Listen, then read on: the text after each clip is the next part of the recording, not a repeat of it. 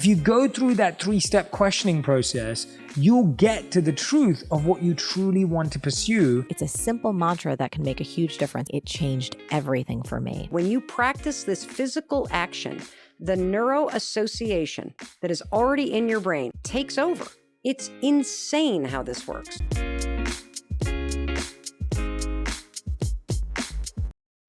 I don't want to make this about you not getting your goals or not having pursuits or not wanting to become something, because I want to do all those things too, but it's about why you're doing it. And it's also about making sure they're truly motivated by your inner desire, right? Like that's the point. It's like, if you want to drive a BMW because that's the car you love. Don't drive it because you think.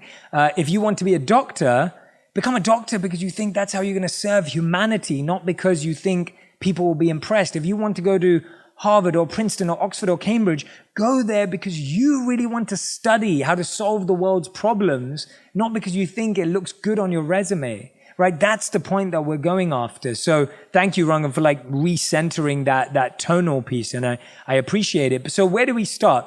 One of my favorite ways to start is looking at what we value.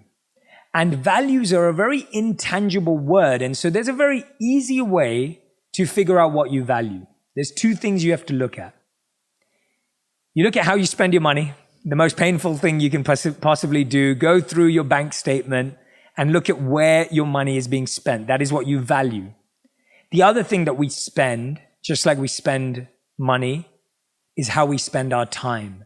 Those are the 2 most perfect ways to see what you currently value. Your value isn't what's in your head, isn't what's in your heart, it isn't what's in your mind. It's how you spend your money and how you spend your time. And so, just to give you an overview, and I share this in the book, that research was done on how we spend our time. And the research showed that we spend 33 years in bed, right? 33 years of our life in bed. And 7 years of that is spent trying to sleep, not even sleeping, right?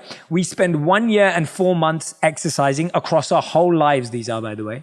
We spend more than 3 years on vacation. And we spend a bunch of days trying to get ready, and we spend a bunch of time, standing in lines and queues. And so much of our time just gets spent. So the question we have to ask ourselves is, where am I currently spending my time? And where do I want to spend it? Now, studies also show that everyone has to go to work. So this isn't about what you do for work. People who had more meaningful, purposeful lives and were healthier, wealthier, and wise invested their time in education over entertainment. And Rangan, your audience is lucky because they get education and entertainment in one place. But that's the goal, right? Like that's the goal, that you're creating an opportunity for people to find education. The smartest, the wealthiest, the most healthiest, the wisest people in the world were reading books, watching documentaries, taking courses, listening to podcasts, learning to better themselves. And so that's the first place to start. The second place, when we look at that value audit, is I want you to write down 3 things that you're currently pursuing in life. It might be a promotion, it might be a new home, whatever it is that you are currently pursuing. And then I want you to ask this question. Is that your desire and your dream, or is it coming from something outside of you? Is it coming from a pressure of a family member? Is it coming from an expectation because your friend just bought something? Where is that desire truly coming from? And the third and final question you want to ask yourself is, do I still want to pursue that? Or do I want to change how I pursue it? Or do I not want to pursue it at all? And if you go through that 3-step questioning process, you'll get to the truth of what you truly want to pursue and stop yourselves from building a sandcastle which the waves of time will eventually wash away. And so that's what we get lost doing. We get lost building castles that we don't even want to live in. Yeah. It's so profound. And, I really think that there's something unique about the times in which we live now. There really is this dissatisfaction, this lack of contentment. You put it so beautifully at the start of this conversation. I don't know if you've seen the documentary Minimalism. I haven't actually, no. Or not, which I think you'd absolutely love it. I really, really enjoy it. I've seen it a couple of times. I've watched it with my kids again recently. But again, it's these two guys in their 30s who, they've got success by society's definition. They've got the job, they're earning good money, but there's a hole inside. There's a feeling of, is this all there is to life? And so I really think you're tapping on something that is really out there at the moment. And really, if people can get their heads around this, I think it can transform their own lives, but also transform the lives of the people around them, which I think is really, really exciting. Now, you called it a value audit. Now, I thought that word was really interesting because I have been I had sort of nearly 3 weeks off social media until 2 days ago. Like I didn't post, I went off it, I made a thing of it, and I found that I found it a lot easier to go inward in my life. It was just one thing to switch off a bit of noise for me. That I'm not saying everyone has to do this. It's just something I personally find useful. And I also I think it's a nice example to set to people that you can do it if you want to. But what was really interesting is I've been doing a values exercise with myself. I've been trying to write down 5 core values that I want to live my life by. And it really struck me that a lot of people, and I would probably include myself in this, have got an idea of what we think our values are. But unless we actually go and audit the process of what are we spending our time and money doing, we have no idea if we really are living those values. So I really like the term audit because it's not your perception of how you think you're actually spending your money or spending your time. It's the reality of it. And I think it's something that I haven't done it.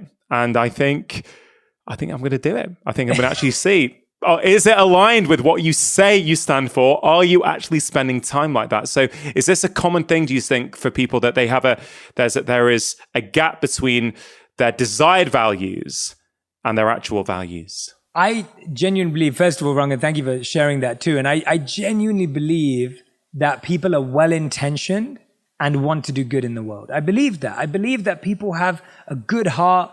They're smarter than we think they are. They want to do good in the world and they want to put out good energy. But you're exactly right that intention needs to be converted and transferred into real behavior. And this is where you'll find, you'll hear a friend or someone say, I really value loyalty and I really don't like gossip. And then you find out that person was gossiping about you. And how does that feel? It completely feels like someone's broken your trust. And so often the way we see ourselves or want to see ourselves is amplified compared to how we actually behave. So we'll spot something, and there's a beautiful story that I share in the book, and there's lots of these across the book. But there's these old ancient Indian and Zen stories, and there's this story of the evil king that goes to meet a good king. So the evil king goes to the castle, the quarters of the good king, and the good king, being a good king, invites the evil king inside for some dinner. They sit down. The servers bring out the plates. The plates are placed in front of the evil king and the good king, and they're just about to eat. And as they're about to eat, the evil king switches the plates. And the good king goes, what's going on? Like, is that some ceremony in your time? Like, look, why are we doing this? And the evil king goes, well, I don't know. You might have poisoned my food. You might be trying to kill me. You might have poisoned it. And the good king just bursts out laughing. He's just like, really? Like, come on. I've invited you over for dinner. Like, this is my team. Like, whatever it is. Like, let's start eating right now. And just about as he's about to eat, the evil king swaps it back again. And the good king goes, well, now what then? And he goes, well, I don't know. You might be double bluffing me. And that night, the evil king doesn't eat. The good king happily eats his plate. The point is that so often we think we don't have some of the mistakes that we make, but we see them in everyone else. We see those mistakes in other people. So we'll say, oh, this person's not doing this right, or I don't like the way he or she talked to that person.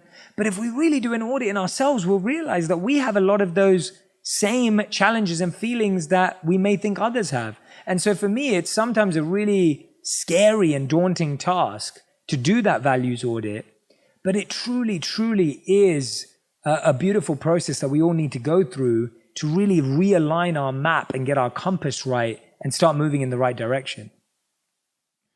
I mean, is it the sort of thing that people do once, or is it the sort of thing that people should revisit? And I guess, you know, if I was to ask you, when was the last time you did that exercise on yourself? Yeah, great question. So I'd say that you have to revisit like gardening. If you look at your garden outside, and I can see a like little glimpse of Rangan's garden. But if you have a garden, how often do you have to garden? Maybe you mow the lawn, I don't know, once a week, once a month. I don't know, you know, whatever you... Yeah, I'd say once a week, once probably. A week. I like a nice, you know, shortish lawn. I don't like it when it gets too long, so...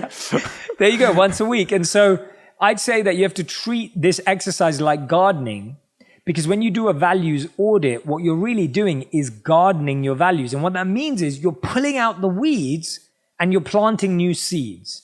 That's really the activity that's happening here. You're planting seeds in your mind, values that are good values, that are going to grow into fruits and trees and give shade to others and help other people. Or if you don't garden once a month, let's say Rangan he doesn't bother for the last 6 months during COVID, he just lets it be there. What's going to happen? That garden's going to be full of weeds. It's going to be full of stuff that he doesn't want there, right? It might attract bugs or other things that are there that he doesn't want. And that's what happens with our values, that after a while, our values start to attract dust. They start to attract being covered over by so many other desires. So I would say it's a regular habit.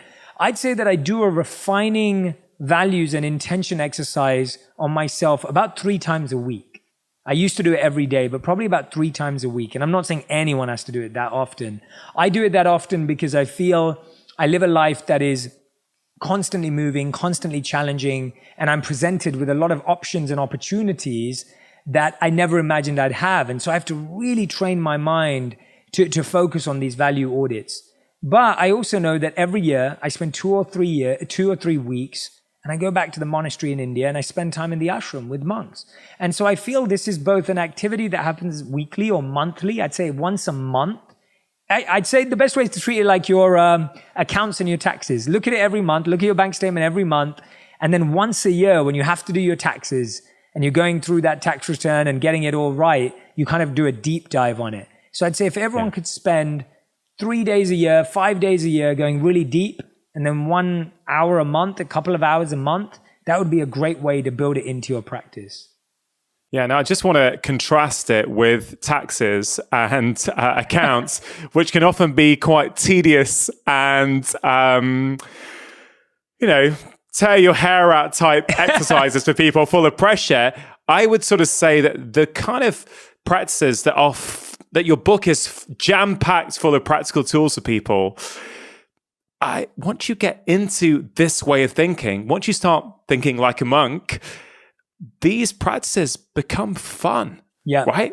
Yes. And yeah, I think, for sure. You know, like a lot of, you know, as a doctor, one of the things that frustrates me is that everything around health, well, let's say working out, for example, tends to be around, you know, punishing yourself and pushing yourself and suffering. And so we start to associate things that are good for us as being difficult and as being punishing. But actually, all the tools in your book are going to be good for everyone. They're really going to help people. But I would actually say that they're fun. And if I just speak to my own experience over the last 7 years of really, again, since my dad died, diving into personal growth, not because it was like, oh, dad's not here, now I'm going to do some personal growth. No, it was just in the trauma of dad's death, in the sort of emptiness I felt afterwards. That's where I went. I sort of needed that pain on one level to then get me to start asking questions. But I love the process of getting to know myself better. I love doing these audits. I love trying to figure out my values. I like potentially almost getting addicted to it. Like it feels good. And then you start to, I feel, you start to switch off from the the noise around you, and you really start to become tuned in to who you are and what makes you tick. Learning about ourselves is actually the most fun thing in the world. It's the most enjoyable thing in the world. When you find out about a new way that your mind works and how this value is going to unlock this opportunity in your life, Rangan's spot on. It's such a exciting thing to do. And I would encourage you to make it fun. So I'll tell you an example of some of the fun activities that I love in the book. So one of my favorite ones is I sometimes set myself the challenge of not comparing, not complaining, and not criticizing. And the way I like to do this test is I keep a jar of Post-it notes of every time I compare, complain, or criticize, I'll put it in there. And then I have another jar of every time I'm collaborative, supportive to others, and grateful. And what I love doing is almost doing a competition with myself, because I love being competitive too. I love engaging that in a competition with myself of how often can I make sure. So what you find is the first day you realize, oh no, I complained 10 times today. The second day you're like, oh, I only did 7 times today. And the third day you're like, I only did 4. And the fourth day you're like, oh, only once. And then on the weekend you binge complain again and it all goes up again. But the point is that you make it fun and enjoyable, because what you understand is that you are not your criticism. You are not these negative thoughts. You are not these negative beliefs. They've just become conditioned and habits, just as your garden is not weeds. And what happens is we start thinking that we are our pain. We start thinking that we are stress, right? We say things like, I am just a stressful person, right? I am just a negative person. And the truth is you're not. You're just going through a negative space and time. You're just adopted a negative habit or a negative thought, but you are not a negative person. It's just in the same way as you are not unhealthy. You've just adopted unhealthy habits. And I think when you start making that disconnect between you and the habits you have, you start to realize, oh, if I change the habits, I naturally change. But you are separate from that. So never get into that rhetoric with yourself of I am a negative person, or I am a failure, or I am a loser, or whatever it may be. Yeah. I think it's so important that, Jay, that our thoughts are important, our words are important. And I think many people, once you become tuned into it, when you start to identify where you're using negative self-talk, it becomes so easy to identify in everyone around you. You know, it's something that I spent a lot of time thinking about, both for myself personally, for bringing up my children. It's something we talk about a lot at the dinner table, about how we're saying things, because words are powerful. You know, words become thoughts, right? And they sort of can, you know, you mentioned those things. People often do think that they are their pain, they are their feelings, without realizing that these things are transient, they come and go, and you are actually separate from that. But if you define yourself by that, it becomes very hard to change. You know, you mentioned, you know, I guess a lot of words that people who have a victim mindset may say, right? And I want to explore this because I want to be super clear. I think one thing I love about your approach, and certainly the approach that I sort of try and take, is one of compassion. It's not one of judgment of other people. It's understanding if someone behaves in a certain way, there's probably conditioning or reasons that has led to that. So when I say victim mindset, I really don't mean that in a demeaning way. I mean that in a lot of people say, oh, this always happens to me. Oh God, you know, I never get that promotion, right? And so the way we think and the way we talk, how influential is our childhood? And, you know, what can we do about it if we've spent a lifetime practicing that? Yeah, what a great way of guiding this conversation into, because I think you're spot on that the words we use create all of our reality, right? We all experience that. We know that. And there's a few things that I want to touch on here, actually. One is the understanding. There's a Harvard study that I refer to in my book, and it's called the emotional list, or list of emotions, but I call it emotional vocabulary. And what I realize is that we all have a very limited emotional vocabulary. For example, if you ask someone how things are going, there's literally 5 words that we use more often than anything else. Okay, good, bad, fine, So someone goes, how's your day going? Okay. How's your week been? Good. Is everything going well? Right? It's like literally like those are our responses. And what this Harvard emotional vocabulary list does is that it shows you that inside every word that you say, there are so many more meanings. So let's take the word sad, for example. And what it does is it shows you other feelings of sadness that help you better pinpoint how you actually feel. So the question then is, do you feel sad or do you feel offended? Do you feel upset? Do you feel disappointed? Do you feel irritated? Do you feel like you've been let down? The challenge is that we don't diagnose how we feel effectively.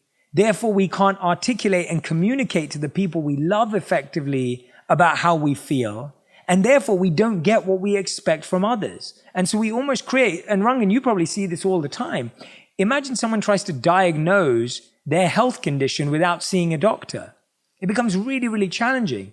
And the challenging with the mind is sometimes you have to diagnose your own feelings because you can't just walk in to a doctor's office and expect them to do it because it's a little more intangible.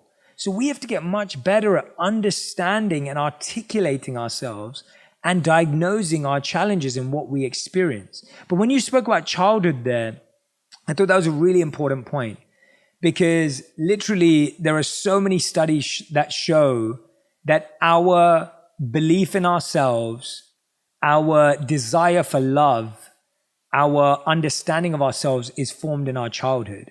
So recently I recorded an episode about the psychological concept of the 3 attachment styles, or there are 4, but the 3 prominent attachment styles that people experience in relationships. And they are avoidant, secure, and anxious. So all of us either have an avoidant relationship attachment style, we have a secure attachment style, or we have an anxious attachment style. And I'll explain what they are. If your parents were avoidant of you, if they didn't give you attention, if they didn't give you presence and intimacy, then you often will crave that from your partner. So what you want from your partner is exactly what you did or didn't receive from your parents. So sometimes you receive something from your parents and now you demand it from your partner. And sometimes you didn't receive something from your parents and you demand that from your partner. The secure attachment style is when your parents or one of your parents or a father or mother figure in your life gave you substantial amounts of love so you feel secure. So you trust your partner naturally. And the third and final is anxious. That's when your parents were kind of there, kind of not there, kind of let you down, sometimes were there. You were confused about their love approach to you. And therefore now you have this anxiousness around your partner and you're not sure whether they love you or not. Now notice how all of that comes from our conditioning at childhood. And so the first step we have to do is we have to be aware of this, right? No one's ever been taught about this in school. I saw so many negative patterns that I'd adopted from my childhood that I was projecting into my relationship. And by the way, I don't blame my parents or anyone's parents for any of this. I think the point is no one ever knows how to be a parent and what they're doing, and everyone makes mistakes. So this isn't about questioning your parents or being bitter towards them. It's about developing the emotional skills your parents didn't have. And that, first of all, requires awareness. Are you even aware of what patterns you've adopted from your parents that you like or don't like? Do you behave in certain irrational ways? And when you think about it, you're like, that's exactly how my dad used to talk to me. Or that's exactly how my mom used to talk to me. I often talk about a positive thing. So I love surprises. I love surprises, like for gifts and birthdays and events. And the reason is my mom always surprised me with the toy I most wanted on my birthday every year growing up. So when I met my wife, without explaining this to her, I expected her to know that, and she would never surprise me because it wasn't in her parental background. So I used to feel on my birthdays when we first met that she didn't love me.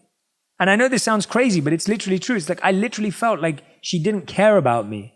But that's because I never understood why I like surprises, where that came from, and I never communicated that to her. Yeah. Does that make sense, Ron?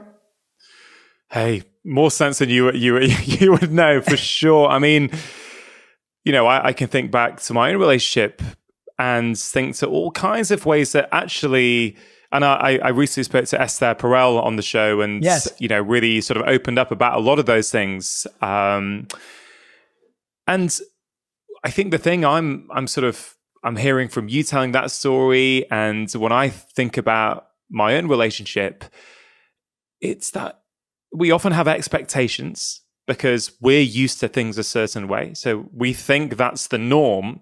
But of course, someone else has got their own idea of what is normal. And, we've explored this ourselves. And I think as your communication gets better, as you learn, as you said, to have a vocabulary around these things, as you learn to be able to articulate them, suddenly there's understanding on both sides. And a lot of that friction no longer arises because you can communicate. And I guess now your wife will go, oh, Jay likes gifts, even though that's not my thing, for example. It's kind of like, oh, maybe I'll get him a gift because that's how he experiences love. My wife organized 2 surprise parties for me in the last 2 years. and she got me both times. Like she organized these 2 incredible, and that's what it is, wrong. And like, that's what it is that we're just, in every relationship, you have the ability to set the level of joy you expect and the level of pain you'll accept. But the problem is that we never tell the other person what that expectation and what that acceptance level is. And we never communicate that, and we expect them to be mind readers and expect them to know. And that's really where all of relationships go wrong with our parents, our children, our spouses, our partners, that there is no communication on what we expect and what we're willing to accept. And that creates so many issues that you then think you broke up over something big when actually you broke up over words and definitions. You mentioned gratitude, and gratitude has come up on the show before, but what I loved about your take on it was, if I remember the chapter rightly, you said, gratitude is a daily practice. That's the easy part. I want you to be grateful in every aspect of your life. And I love that. And I've been sitting with that idea for the last week or so.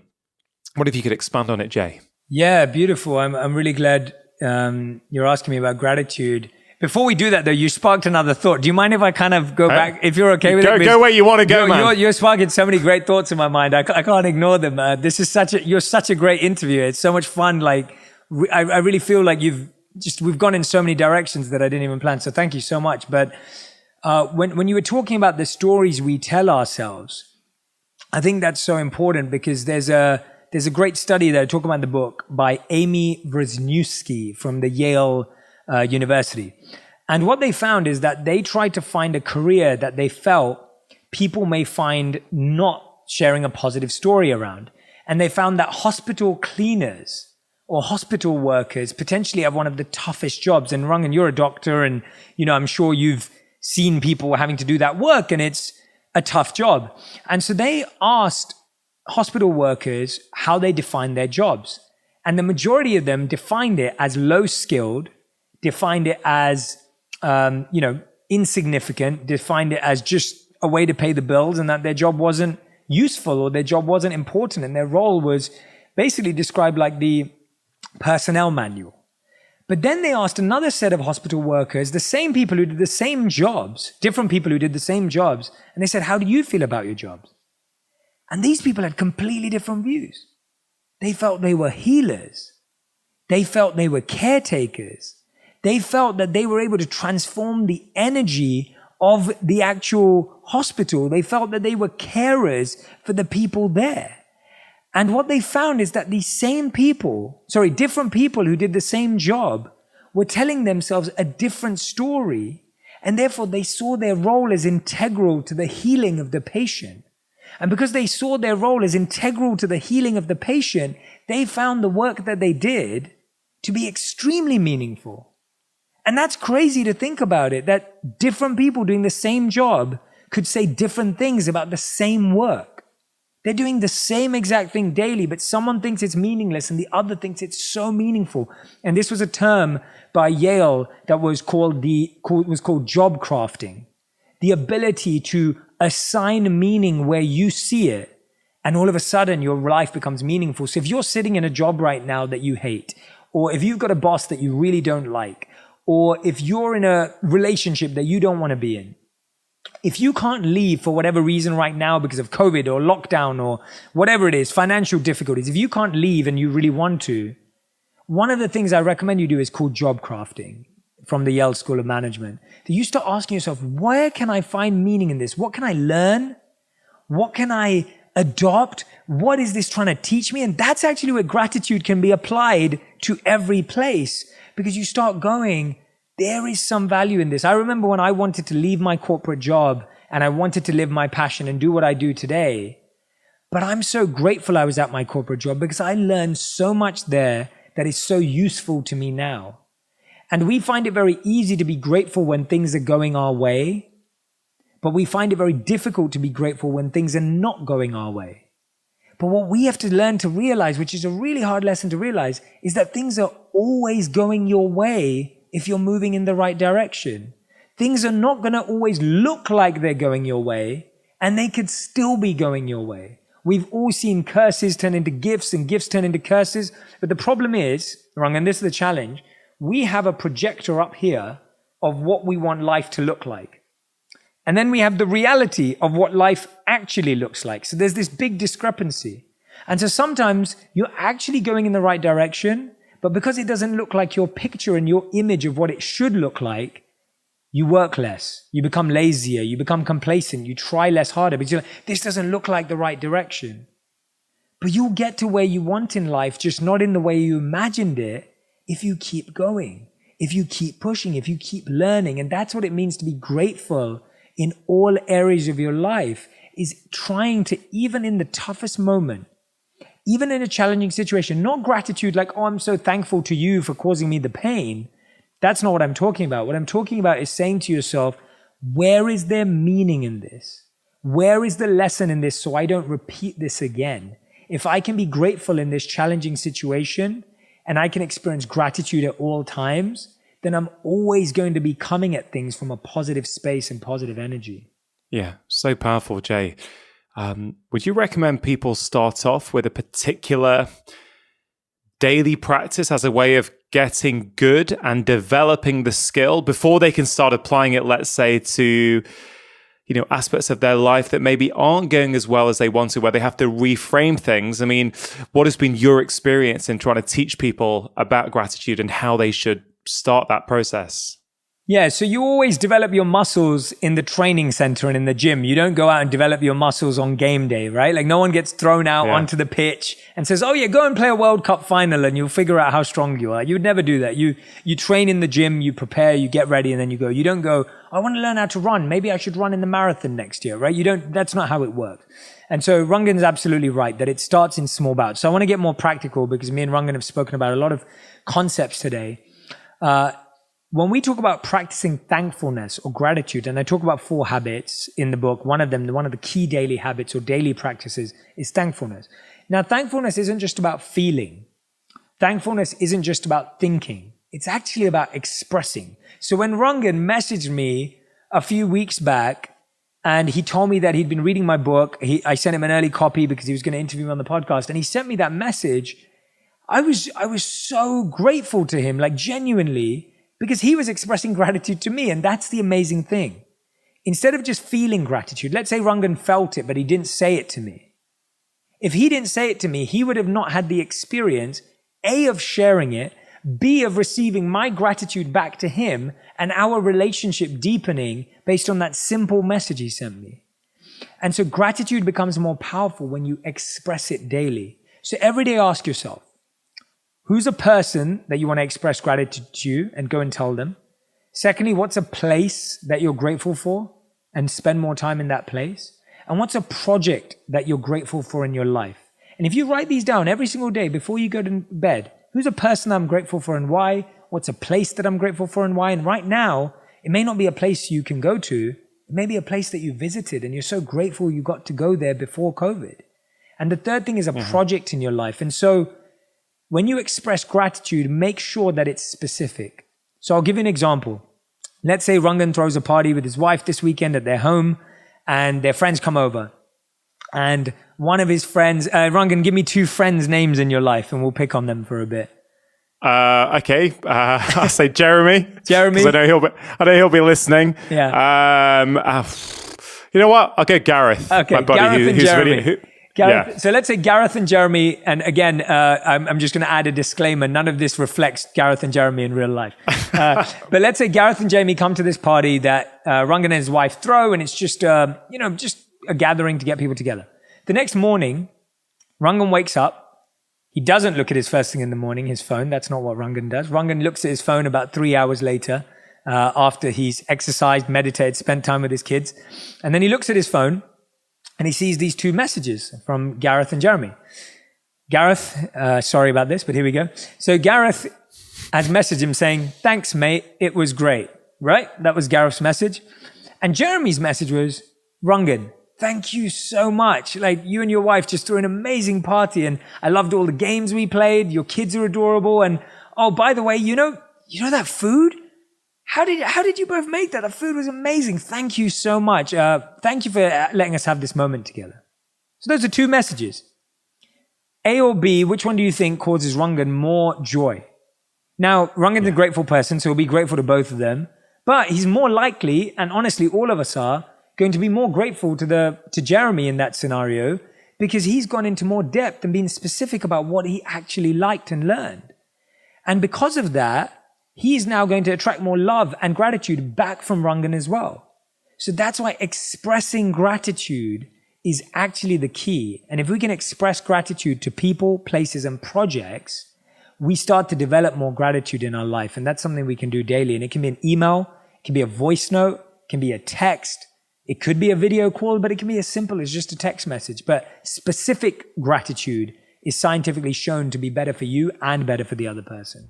If you don't take care of what's going on in the subconscious of people's minds, at best, the term I use is you're going to be the greatest version of your limited self.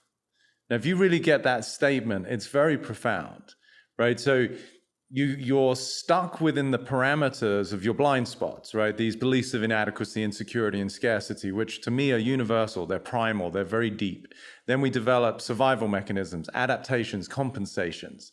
And then on top of that, our physiology is going to, just by natural cascade, reflect whatever's going on internally, which is, as you know, as a doctor, usually a mild state of fight or flight, sympathetic nervous system, cortisol, adrenaline, noradrenaline, that whole storm of hormones that really is doing us a disservice. It's affecting people's sleep and weight gain. All of the things that people are dealing symptomatically on the surface, to me, are a byproduct of the fact that human beings currently are designed to survive. Everything is a potential perceived threat, whether it's being what your boss is going to say, or your spouse is going to say, or your parents are going to say, or am I going to be able to pay rent, or am I going to be okay in the future? Am I going to realize my dreams? Am I ever going to quit smoking? Am I ever going to lose weight? All of these sort of unanswerable questions inspire this internal sort of fight and battle that people have, that to me is the dis-ease, the absence of ease, that then manifests over time into some physical symptoms. So that's why I get super passionate about this, because you can do all the work externally, and it's not a knock on your industry. And thank God you listen, and that's why you're making the difference you are. Because if you don't address what's going on mentally and emotionally for somebody, at best, you're just making the window dressing look good while the back of the shop is just on fire. I tell people, you can't create the life of someone you don't yet believe yourself to be.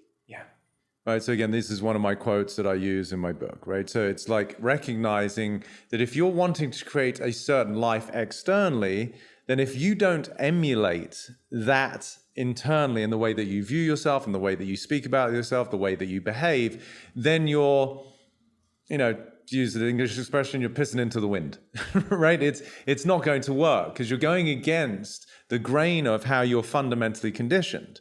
I'll use a sports analogy because I think, I work with a lot of professional athletes and it's a beautiful metaphor for life. So I was hired by a very successful basketball player here. And he was struggling from the free throw. Like when one of the players gets fouled, you go to the free throw, it's a relatively easy shot. The league average is 75%. So when a guy is fouled, he goes to the free throw line, usually makes the 1-pointer, 7-8 times out of 10. This guy's average was 35%. So, it wasn't even close to average. It was half the average. And you can imagine he was, losing sleep. It was affecting his personal relationships at home because of the stress. Crowds were starting to boo. And here's somebody who's getting paid millions of dollars. There's literally millions of fans. They're fanatical here in the States about their sports. And it was costing him a lot. He was really, really struggling. So the point about addiction and why I'm using this sports metaphor as a comparison is he had become addicted to the fact that he had a problem. So when I met him, I said, you're probably speaking to everyone you can, from players, coaches, even sports psychologists. He's like, I'm doing everything I can to fix the problem. I said, and therein lies one of your biggest obstacles, because you keep reinforcing the belief that you've got a problem. Do you remember the movie Men in Black with Will Smith, and they waved the black wand after they'd seen the aliens to wipe their memory? So I said to the guy, I said, if you had no memory, where's your problem? Just to start to give him an indicator that what he's fighting is his history. So now he goes up to the free throw line. He isn't even focused on what he's trying to accomplish, which is make the basket. He is trying to avoid his history of hurt, trauma. I'm not a big fan of the word trauma, but past failings or disappointments where we got upset. And now he's standing there literally trying to fix his history. But that's only impossible. So, I played with a guy, as you can probably imagine. I'm coming from a lot of love and compassion. He's doing the best he can. It's affecting him dramatically. But I said, once he got to see it, I used a metaphor. You're like driving a car, but the way you're driving the car is you're looking in the rearview mirror. So all you're seeing is what's behind you. And then you wonder why you keep running into shit. Yeah. Right? So anyway, then I said to him, what if I told you that for the rest of the season, you shot league average? Let's just be, we'll be conservative. You shot 75% instead of 35, 37. His shoulders dropped. He had the biggest smile on his face. This guy's huge. He's like, 7 foot something. And he's like, that would feel amazing. I said, what I just presented to you is a future that is as real as the one you're concerned about. The difference is I recognize that as a possibility, whereas you're so busy trying to avoid your history that you're actually standing in the line in a state of anxiety, which is self-perpetuating. It's self-fulfilling. Both the futures, you're worried about one. Mine is phenomenal, or at least better. They're both made up. Why? Because we're still sitting in your house. We haven't gone anywhere. But mine elicits joy, freedom, relaxation. If you're an athlete coming from freedom, joy, and relaxation, I don't care what sport you're doing, you're going to do it better than if you're coming from tension, anxiety, and worry. That night, he had a game. He shot 6 out of 8, so that was 75%. And for the rest of the week, he shot 68%. Way better than previous. Almost double if you're into that kind of stuff. Yeah. Right? So what happened is, going back to the addiction, is most people are completely addicted to their history and then spending the rest of their life trying to compensate for it. Versus, what are you committed to? What's the future you're stepping into out of pure creation versus reaction? And it's a distinction I make. Most people are reactive versus creative. You feeling you had to call your wife was a reaction to the fear that you generated, thinking you were doing something wrong. There's nothing creative, there's nothing new, there's nothing passionate about that. It's you trying to protect yourself and not get into trouble, which is how most people live their lives. Again, not wrong. I have all the love and compassion. Yeah. But let's wake up and find so much more joy and freedom for ourselves and come from a place where we're creating an extraordinary future that we're working towards versus trying to fix a history behind us, which we can't do anything about anyway. Yeah. 2 totally different worlds to live in. This idea that we get addicted to the stories. Yeah. They define us. They do define us. And the thing for many of us is we're not even aware that we're telling ourselves those stories. Hence, it's the subconscious to come full circle, blind spots. Yeah, and that's why I have all the compassion in the world. One of my lines I say, you can't be held accountable for that which you're oblivious to. Yeah, for sure. And I hope by us having this sort of conversation, I'm hoping that people who are ready to hear this sort of information, and people might go, wait a minute, actually that resonates with me. Yes. And maybe that awareness is going to be the start of a cascade reaction for them to start going and exploring various things. Yeah. This whole story piece, it made me think of when my second season of Doctor in the House came out. Mm-hmm. So this is, returning series. I'd spent 6 months of my life pretty much 7 days a week on this, trying to help 8 families around the country with very complex problems, literally busting a gut, trying to summon every possible bit of knowledge that I've ever accumulated in my life to see how can I help these people? How can I help them, feel better so they can live more, basically. Yeah, beautiful. And I was really proud of the results, and it was time for the show to air. And I remember that one of the shows came out, and yes, 99 point whatever % of people were very positive, and it was great feedback. But there was a section who hammered me, like literally hammered me on Twitter. And I found it very difficult, actually. I didn't sleep that night. I didn't sleep for about a week after, actually. I couldn't understand it. I've just helped these people. I've not had to use any drugs. I've helped them just see what they can change in their own lifestyle to help improve them. And I got hammered because I'd taken unconventional methods. Now, there's a couple of pieces to this. One piece is, let's say there was a lady with fibromyalgia who was pain-free after 6 weeks. And she had been suffering with that pain for, I think, nearly 10 years prior to that.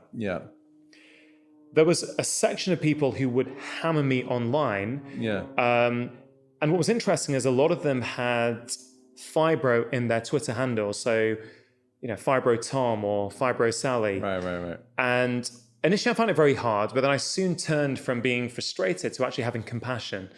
Because what I realized is actually their whole identity has become their illness. And I am not judging that. No. I do not know what it's like to live like that, okay? It can be I'm very just putting that out there. And I suddenly started to go, actually, you know what? That must be too difficult to get your head round, that you've just seen on a TV show a lady suffering for years literally go pain-free in 6 weeks. It's almost too much a cognitive dissonance from where you are currently at to think that that is real. And therefore, the only way to deal with that is to attack me and say this was never fibromyalgia, this is nonsense, BBC are a disgrace for putting this on, what does Dr. Chatty do, et cetera, et cetera. But once I reframed the way I viewed it and looked at this with, wait a minute, I get it. I'm totally compassionate. Why they're doing it. It changes everything. And I think that was one piece of that, which is the whole identity piece and how we all, and I have been guilty. And maybe I am guilty at the moment, and maybe in ways that I'm not aware of creating stories about myself. In fact, I probably am. So that was one aspect. The second component there is on an individual level, and you will be picking this up. You're observing. I'm sure you are picking this up as we go. But why on earth did that bother me? Right? I can now see why it bothered me. It bothered me because I had insecurity. I was insecure in myself. And therefore, when somebody, attacks me, I take it personally. I feel very bad.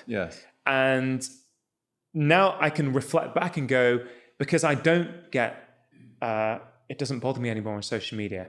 And I've realized that the reason why that is not because I'm ignoring it, but because I've started to be comfortable with who I am. I've started to come at peace with who I am. I don't feel this constant battle to try and create a story around me. I'm just pretty cool with who I am these days.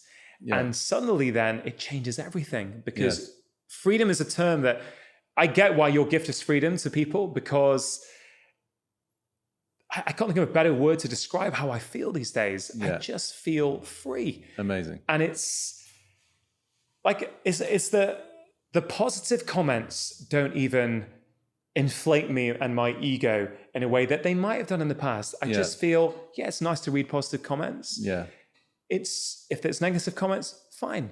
But I don't let either one of them really they just don't really, they bother me that much. And it's quite a nice place to be. It's a very nice place to be. Very liberating. I wonder whether you can unpack any of those two stories. For sure, because even in the way that you spoke, just to keep the theme so people can really get something out of this, like, first of all, I love where you're at. It's very liberating, right? And that's really why I do what I do.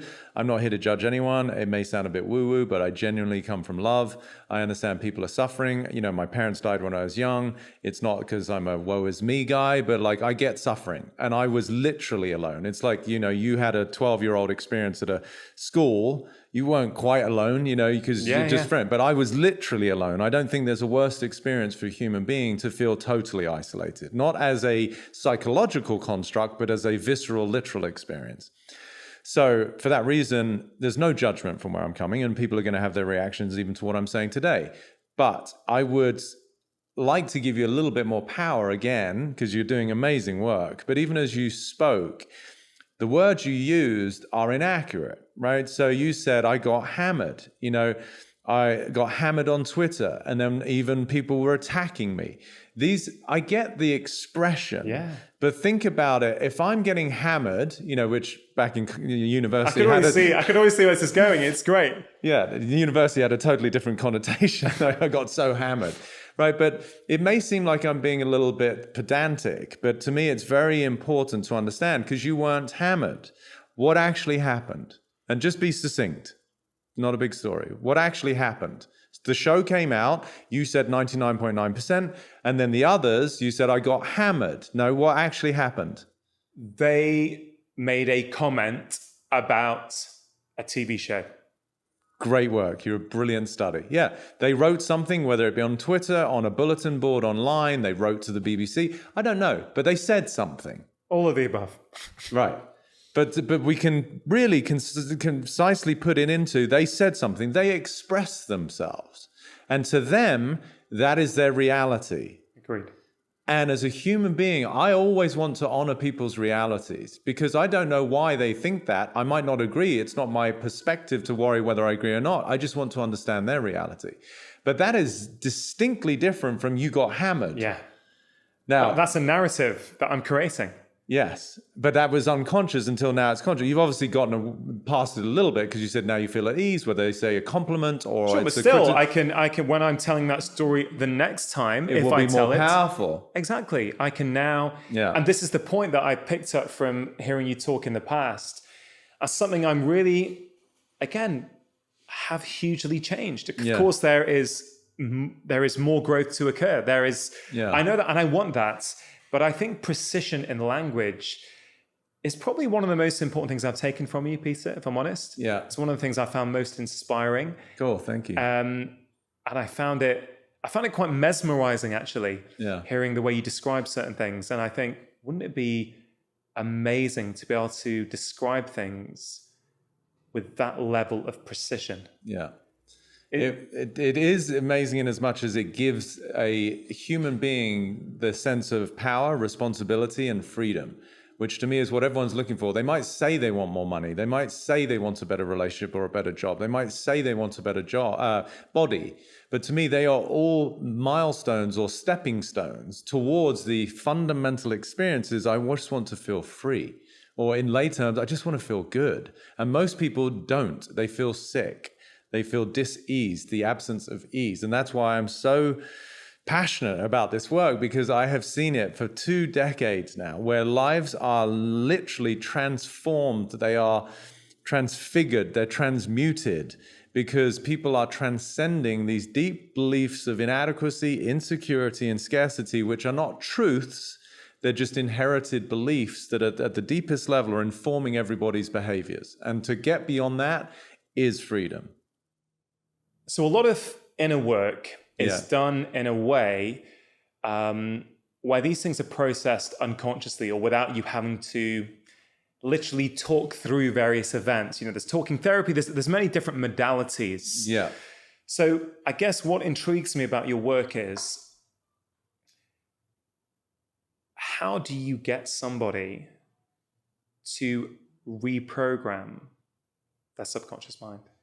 It's a great question. And beyond reprogramming, it's actually easier because see, reprogramming still implies that I've got to do something. Okay, remove the new programming, like restore to factory settings. Right. Is that a better way? You just got to hit the volume bottom and the power button, and it will reboot. But is that what it is? Is it resetting to factory settings? To a certain degree, but it's, this could be another 2 hours. But to me, the first step into this journey of awakening, liberation, freedom, whatever you want to call it, is awareness.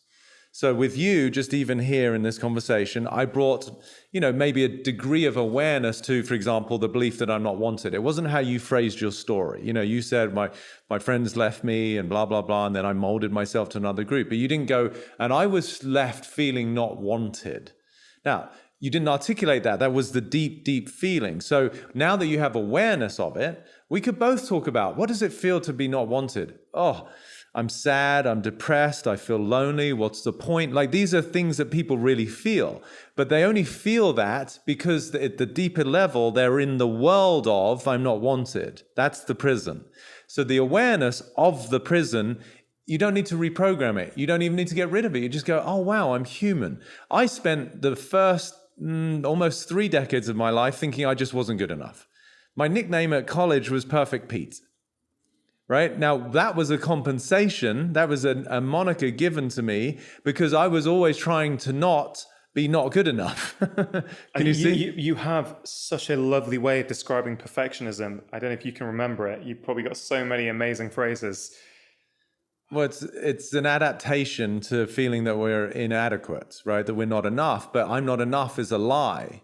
Yeah. So therefore, that was it. Yeah. It's an adaptation to us feeling we're not adequate. Yeah, it's a behavioral response. It is so powerful that even that just one phrase alone, if people like I have done, if you just sit with that and let it sort of seep into you and just see what comes up. Yes. There is such a deep, deep truth to that phrase. I'm on a mission to get every human being in the world to add one simple thing to their morning routine.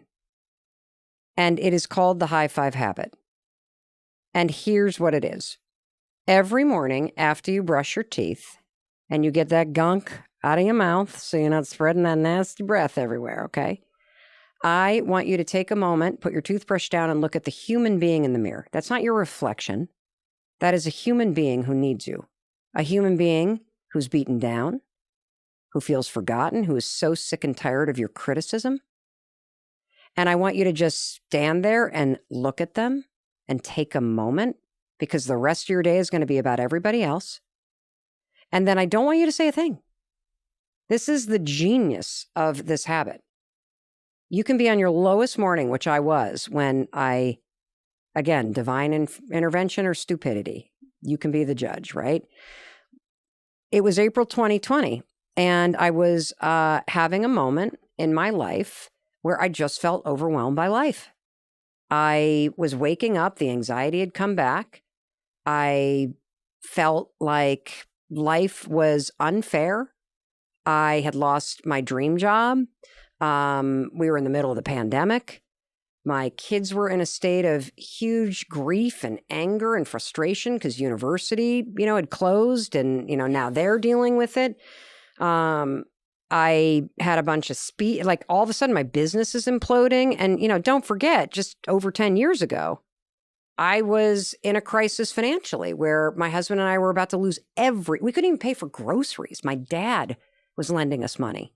Yeah. And so it was triggering all of that. And I was thinking this, like, I've worked so hard. I'm a good person. Like, how could you be doing this to me? Like, I don't deserve, like, just. And you were pretty successful at that point already, right? God, successful. I was the number one female motivational speaker in the world. I had a daytime syndicated talk show in the United States. So 175 shows a year. Giving advice. I, had the 5-second rule book, which was self-published and a huge millions of copies sold. But I think that's the powerful thing about this story. Even with all that success, you were still racked with self-doubt and anxiety and negative thoughts. Because I hadn't had the biggest breakthrough of my entire life yet. And I had it one morning in April of 2020. You see, the 5-second rule is extraordinary, but it doesn't address what I believe is everybody's fundamental issue. And everybody's fundamental issue is that you either hate yourself or you do nothing but judge yourself. And this habit of relentless self-criticism and relentless self-rejection is the reason why you're unhappy. It's the reason why you're never satisfied. It's the reason why you can't take a compliment and why you're uncomfortable feeling celebrated. And it all comes down to the fact that when you stand in front of the mirror every single morning, you have this really subtle way that's not so subtle of starting your day by rejecting yourself. And I'm going to unpack this because it's unbelievably powerful when you start to truly understand this. Because if you can't look in the mirror and authentically see a human being that you respect, that you encourage, that you like, that you're cheering for, I'm going to even leave love off the table because I think that is so unattainable for where people are right now. Let's just go with, can you accept yourself? Can you like yourself? Can you see a person that's worthy of support, worthy of your encouragement? Can we just start with that baseline? Because for my research, the average person cannot. From my research, 50% of men and women do not or cannot look at themselves in the mirror because they are either disgusted by the person they see or they are disappointed by them. And for those of us that can look in the mirror, we're still rejecting ourselves because we focus on what we don't like, or we start to mindlessly think about all the things that we haven't done right or that we didn't do yet. You know, on this particular morning, April 2020, I'm overwhelmed by my life. I drag myself into the bathroom. I immediately see my reflection and I'm like, oh, God, you look like hell. Yeah. I start ticking off all the things, the saggy neck, one boob lower than the other, like, you know, how exhausted I look, the gray hair coming in, how old I'm starting to seem. Yeah. And then the mind, once it goes negative, keeps going in that direction unless you're 5, 4, 3, 2, 1, not thinking about that. But so my mind's like going down the drain. I'm like, why'd I get up so late? I got a Zoom call in 8 minutes. God, you didn't even, text him back yet. And the dog still needs to be. And I'm like, the beat down, the boom, boom, boom starts. And, I don't know what came over me. But that morning standing there, could not think of a thing to say. And here's the important part. When you feel like shit, when you're overwhelmed by your life, you're not going to believe a pep talk anyway. Because it doesn't match how you feel.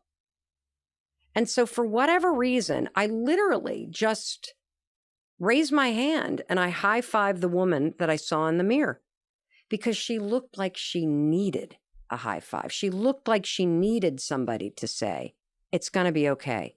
You can do this. Get out there. And, from that very first one, it wasn't like lightning came crashing through the ceiling and, stuck me in the head. That's not what happened. But there's definitely a switch inside each and every one of us. Yeah. So think about the walls here. Yeah. Even when the lights are off, there's electricity in these walls. Even during your worst moments, there is vitality ripping through your veins. There is an electrical life force within you. And life can turn that switch off, but it's still there. There was something about this high five action that felt like a flip, like the switch flipped on, and all of a sudden the energy could connect back and something inside me turned on. Now, that first morning, I didn't go, yeah, that's not what happened. I just felt this sort of shift to, all right, you got a roof over your head, your family's healthy, you've saved money. It's not that bad. Yeah. Get out there. I didn't even think those things. It was more like the electricity, the energy in me, this vitality kind of kicked in. But it was the second morning where the profound nature of what I was stepping into really kicked in. So I wake up, anxiety, ankles right up the legs, feel like the rush of, oh God, something's wrong. 5, 4, 3, 2, 1, I get out of bed. I start walking to the bathroom. And it's as I'm walking to the bathroom, I'm not even in there yet, that I feel something I have never felt in my entire adult life. And it's this. You know, when you're about to go to a cafe and you're going to meet somebody you're really excited to meet, right? Yeah. Or somebody you really love, you're going to see them. Yeah. What do you feel right as you're about to walk in the cafe? You're excited. You're upbeat. You're anticipating something good happening. Yeah. I actually realized I was feeling that way about seeing myself. Yeah. Now, I'm 53 this year. I don't think until that morning in April 2020, I had ever had an experience as an adult of being excited to see the human being Mel Robbins. I've been excited to see an outfit or a haircut or the way new eyeshadow might look. But the human being? The way our kids, when they're really, really little, just love the sight of themselves? This unconditional support and celebration that's hardwired in your DNA when you're born? Yeah. And so as I rounded the corner that second morning, that's when the profound nature of this started to really hit me. And I stood there and I stared at the woman in the mirror. And I realized I don't think I've ever asked myself the question, what does she need from me today? I've never joined in partnership with myself. I have been so busy trying to get shit done, trying to make sure people like me, trying to make sure the bills are paid, trying to make sure everybody else is okay, trying to do all this stuff that is the stuff of our lives, that I have forgotten about the most important person, and that is myself. And again, I'm going to go back to a point that we have been talking about kind of in various ways, which is we all know that we're supposed to love ourselves. We all know that we're supposed to be kind to ourselves. You can read a quote on Instagram. You should talk to yourself like your best friend. The problem is how? You read a quote like that, you're like, no shit, Sherlock. How do I do it? I mean, like, what? Seriously? Right? How do you do that? I don't know. I've been beating the shit out of myself for years. How do I stop doing it? I don't know. And, here's the thing. Like, logically, we know it's stupid because if beating yourself up, being hard on yourself, rejecting yourself, trashing yourself, if it actually worked, we'd all be millionaires. We'd have rock star bodies. We'd have the best marriages on the planet. We'd never have to work a day in our life. We'd be on a beach somewhere. Like, it would work. Yeah. But instead, we have these patterns of thinking and small patterns of behavior, like not looking in the mirror at yourself is a form of rejecting yourself. Picking yourself apart is a habit of rejecting yourself. And so when you start your day like that, which you do, and then you go out into the world having rejected your very being, this is the reason why you are so thirsty for everybody else's validation. This is the reason why you are seeking your worth in the money that you make, in the car that you drive, in the downloads that you get, in the likes that you have, in the neighborhood that you live in. You think your worth is outside of you. And I'm here to tell you the secret to your fucking life is grab that worth and bring it back home. Start practicing a physical habit, an action that demonstrates to your brain that you respect yourself, that you believe that you're worthy, that you deserve forgiveness, that you deserve encouragement, that you believe in you. And as you start to practice the physical action, the universal symbol for I got you, I love you, I celebrate you, I see you, I believe in you. When you practice this physical action, the neuroassociation that is already in your brain with the high five to yourself in the mirror takes over. It's insane how this works. The science is mind-blowing. I think this is 1,000 times more powerful than the high five habit because it cuts down to the core of who you are. You think it's more powerful than the 5, 4, 3, 2, 1 habit? Hell yes, I do. Hell yes, because the 5, 4, 3, 2, 1 is a tool that will push you to take action. 5, 4, 3, 2, 1 is a tool you use to cut off the worries that trigger anxiety. 5, 4, 3, 2, 1 is a tool that you use to create a moment of objectivity and control when you're normally triggered so you can consciously choose a different response. Yeah. The high five habit goes all the way down to the core of who you are and how you treat yourself. And when you become a human being who has compassion for yourself, who likes you, it won't matter what happens out there. Yeah. Because everything in here is healed and taken care of. And so, like, you know, somebody can say to me, I don't love you anymore. I don't like you. It'll sting, but it doesn't change the fact that I still like myself. Because I practice and demonstrate it. That's the difference. Yeah. And that's, I think, the hidden magic in the high five habit is, because I've been trying it the last few days, right? And what did you experience? It is powerful because... Well, walk us through. Like you're You standing have at to- your bathroom sink. Yeah, And walk us through your experience.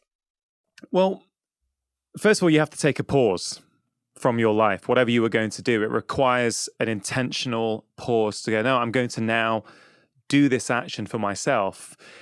And I've got to say, before I tell you how it went, I think it would have been very different for me a few years ago because I feel self-compassion, you know, not seeking your worth from outside, from other people, from download numbers, likes, what people say about you, which was a huge part of my life. Mm-hmm.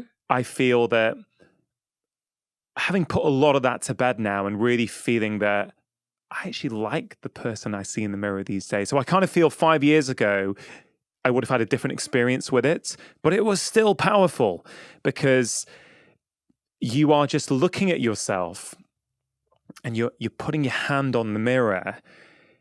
And I think what it is, it's just that pause, that moment of seeing me. Like you are seeing yourself. Mm-hmm. And like, I don't know, you know, obviously as a guy, what do? We're often looking in the mirror. We might be looking at our beard as we're shaving, right? Yeah. But you're not looking at your eyes, Mm-hmm. right? You're just looking at, oh, I need to shave. Oh, I missed a bit here. Let me get rid of that. And then you crack on, right? Or you look at your face and your hair, but you're not really looking at yourself. Right. You're seeing your silhouette. You are seeing yourself, but you're not seeing yourself, if that Yes. makes sense. Yeah. And that's what I think was really powerful, was that it's just another, like, I feel it's just another tool now, which is going to take me all of 2 seconds, if that, 5 seconds tops. It's not as if I don't have time to add that in. There's no harm in adding it in. And frankly, I like adding it in. It makes me feel good. It's like, oh, and I think it's what you say, it's the action. Yeah. You don't have to say anything if you're not in the mood Well, to say I don't anything. want you to say anything, actually. And the reason why is the neuroassociation. So, What do you mean by that? well, here's what I mean by that. So, when you high five someone else, what does the action of a high five communicate? It's just a universal symbol of you got this, I see you, you're great, we can do this. You know, it depends on the situation, but it's a good feeling. It's a mutual sort of validation type experience. Tell me about the London Marathon and getting high fives. Oh, I mean, What did a stranger's high five mean to you? it just gave you, like, and that's the key, it's strangers, right? You don't know them and they're looking at you and you're looking at them, or maybe you're not even looking at them. You just went through, you give a high five. It's like you've taken a shot of feel goods. It's validation. It's like, hey, you know what? We're in this together. You're standing at the side cheering, I'm running. But at that moment, it was like common humanity. It was like, there was no animosity. And actually, this kind of one of my big learnings from the London Marathon actually was, and it relates to this, I think, is that that's kind of who we are. Like in what is considered a very divided world at the moment, I went and did the London Marathon and all I saw was love, strangers giving love to other people that they didn't know, right? And how did they give that love? through cheering, but more often than not, with a high five. Correct. It is a universal symbol of encouragement, of love, of celebration.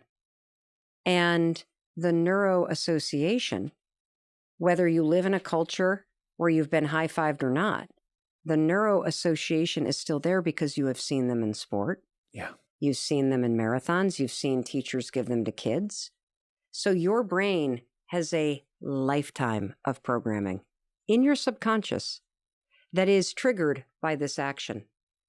It is neurologically impossible to high-five yourself and think, you're a loser, you failed, I don't like your face.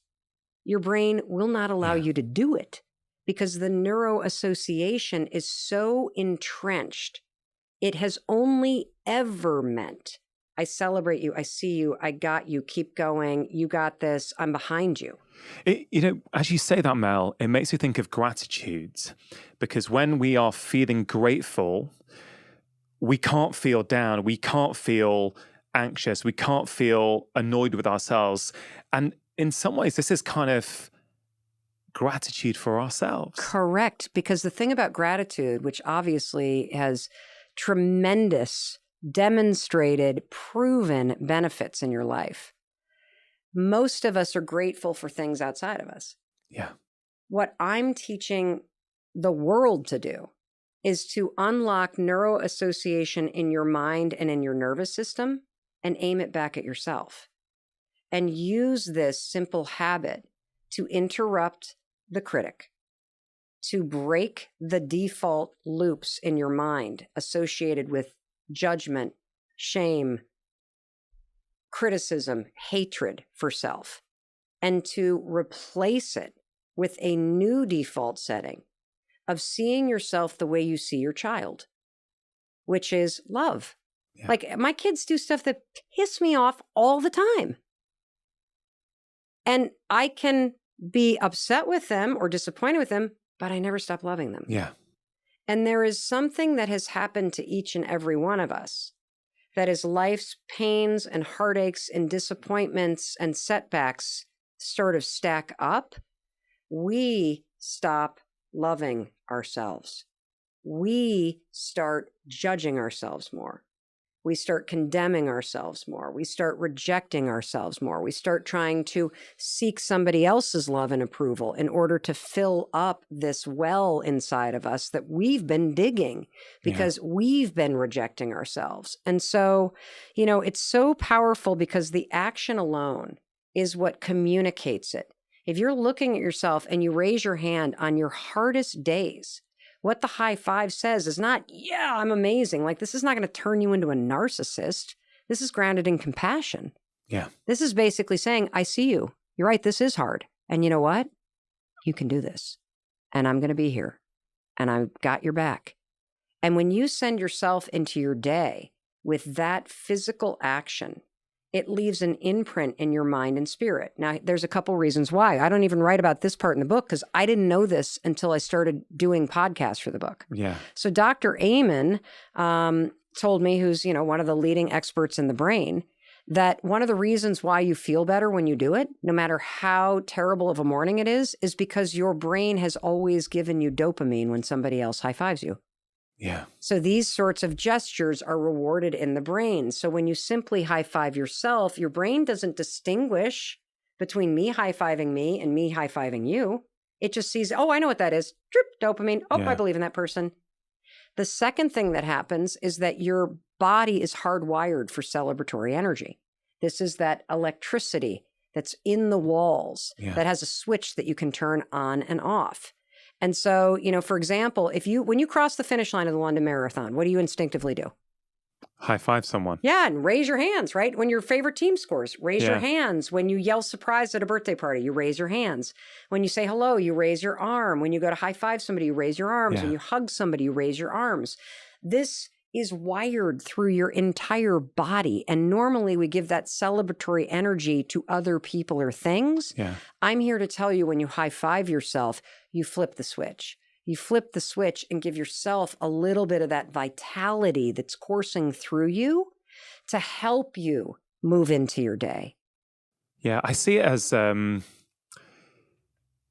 almost like it is about the high five, but it's not in many ways as well, because it's like if you're going down a road and the high five to yourself sets you off on a different path for the rest of that day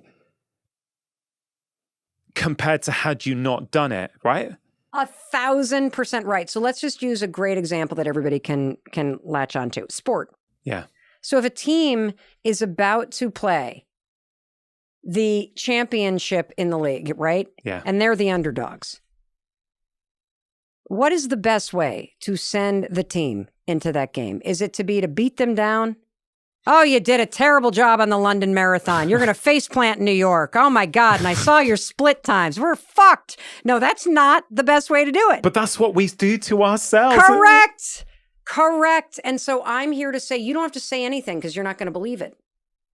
So we're going to cheat this. We're going to circuit your feelings. You're bypassing Correct. words. It's like when you take like this ridiculous example, but it's like when you take a B12 supplement, but you take it sublingually, so it dissolves. So you bypass having to go into the gut, through the liver, and then you get it straight in. Correct. And it's got that feel to me. 1,000%. And so you send yourself into the game of life with that sort of optimism, with that resilience, with that compassion. And, look, some days you're going to laugh. Some days you might cry. People report some days you're going to just feel a little bit better. And some days you're going to high five yourself and laugh out loud from the dopamine and walk into your boss's office and ask for that raise or quit. Because you're going to remember that no matter what, you're going to be okay. You're going to remember that no matter what, you got your own back. You're going to remember that it doesn't matter if nobody says great job at that presentation that you worked on, because you can walk into the bathroom, as people have written to us, having practiced this. Hey, I did a presentation at work. Nobody said a damn word. The old me would have walked into my cube and cried and thought I was getting fired. I knew I did a good job. I walked into the bathroom and high-fived myself. Your kids can stick this in their back pocket. And it's a way to reset yourself when you start going down that negative road. And why is this important? It's important because the high five is not going to remove poverty. It's not going to remove discrimination. It's not going to remove diabetes. It's not going to remove the fact that somebody just said they want to divorce you. It's not going to remove all of the trauma. It doesn't change those things. It changes you. Yeah. And it changes your relationship with yourself and your ability to believe that through your actions and your attitude, you can move the needle on those things. It's a simple mantra that can make a huge difference. And it goes like this: we strive for progress, not perfection. Perfection is a thing that I don't think can ever be achieved. And again, here's what's awesome about what we talk about in the book and what we're suggesting right now. You can still have high standards. You can absolutely go for excellence. But when you focus on progress, not perfection, the quality of your work increases because you're actually producing more. And the metric through which you're measuring yourself is not, did I get this perfectly right? Is, did I put something out there? Did I learn? Did I grow? Am I taking any step forward, even if it's just a little? And here's what's cool. Progress doesn't always look like a straight line going up. Sometimes when you make a flop or you fail or you fall down and scrape your knee, that's also progress because there was some type of growth in there. There was some opportunity to gain experience or to learn what not to do, which also moves you ahead. Yeah. I mean, it's got so much relevance to whatever people are trying to change. Yeah. I know people do your it's B school, isn't it? Yeah. Online business school for modern entrepreneurs who want to make money and make a difference. Yes. Yeah, but the same principles, what excites me is the same principles apply to any change in life, right? They're universal truths. Of course, especially if we think about it in terms of our health. Yeah. We don't necessarily have to eat perfectly every single day. Most humans can't. Yeah. You don't have to necessarily, I'm a big proponent of meditation. It has radically changed my life. I don't meditate every single day. I'm not perfect at that, but I still get the benefits from it because I'm consistent enough to see it, and I'm always striving for a little bit more growth. And so I can be kind to myself in that respect. And anything that I am looking to expand in terms of my skill set, my ability to be accomplished in a certain area, I'm always just looking for progress, not perfection. Even as it relates to this book, I could hear the voice in my mind when I was first starting to craft the book and write it. I was like, oh, this is crap. No one's going to want to read this. Like, I could hear that perfectionist's voice. Why isn't it just pouring out of me? And I had to keep coming back to the same mantra. I use all of these tips every single day of going, no, Marie, just write this paragraph today. And this is the first, forgive my French, but shitty first draft. And it'll get better as you refine it and as you edit it. And that is the truth. So I think just progress, not perfection. If you repeat that to yourself often, you will find the perfectionism melting away and find your place in a really exciting state of continual growth and expansion. Yeah, for sure. Well, on the subjects of growth, you talk about fixed mindset versus a growth mindset. Yes, Carol Dweck's work. Love it. So I think mindset, when people are trying to make change, mindset is clearly very important. And I just wonder if you could expand a little bit on why you think it's so important to have the right mindset. And if people don't have the right mindset, can they change it? Yeah. Well, first of all, let's just give a huge shout out to the book Mindset and Carol Dweck's work. And if you haven't read that, I really recommend it for everyone. I think it's just such a transformative concept. We mentioned that in the Progress, Not Perfection chapter because it is so good. So, a fixed mindset, just for folks that aren't familiar, is when you believe that whatever talents, abilities, strengths, or skills that you were born with, that's it. Like, you've either got it or you don't. And no amount of hard work, no amount of effort, no amount of training is going to make you better. It's just, again, you've either got it or you don't. And it's a very toxic mindset. It's a very limiting mindset. You kind of operate from this place of scarcity, from competition. It's just a lot of toxic behavior, thinking, and outcomes. A growth mindset, on the other hand, is when you understand that whatever you were born with in terms of talents, gifts, abilities, or skills, that's just a starting block. And you can absolutely grow and improve and become better over time through effort and through dedication and through failure. So you actually embrace challenges. You don't shy away from them.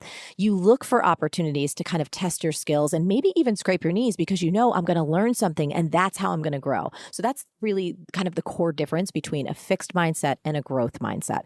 And so I think when it comes to learning anything new or changing our lives, 80 to 90% of the game is mindset. Because if you don't believe that it's possible to change, you won't.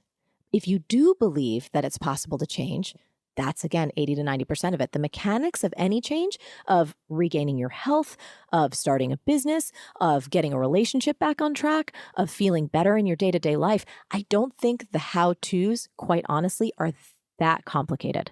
They're usually not. In some rare instances, absolutely yes. There are some things that, again, as a society and collectively, we still have a lot to figure out. But making some profound changes in your personal life on a day-to-day basis, we know what to do. You just have to believe that it's possible and then have the follow-up and the follow-through to see it happen. Yeah, for sure.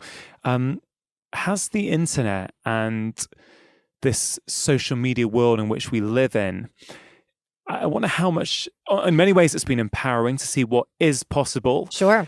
But I think on the flip side, it's probably made things like perfectionism and the toxicity of comparison. And, you talk about this fixed mindset where you operate from a place of jealousy and competition.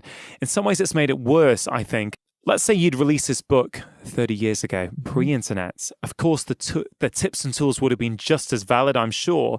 But do you think there's something incredibly powerful about it today in the 21st century, in the era of technology, when every day we can see what our friends and what people around us are achieving amazing things? Our daily life can never, ever live up to the highlights of someone else's Instagram reel, frankly. Well, so let's talk about comparison for a moment, because I think comparison is creative kryptonite.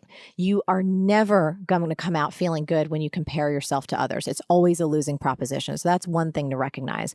When I was in college, I was a party girl and I liked to party a lot. And I used to go to the bar and drink this awful liqueur. It was called Goldschlager. It was flavored like cinnamon and it had these gold flakes inside. terrible stuff.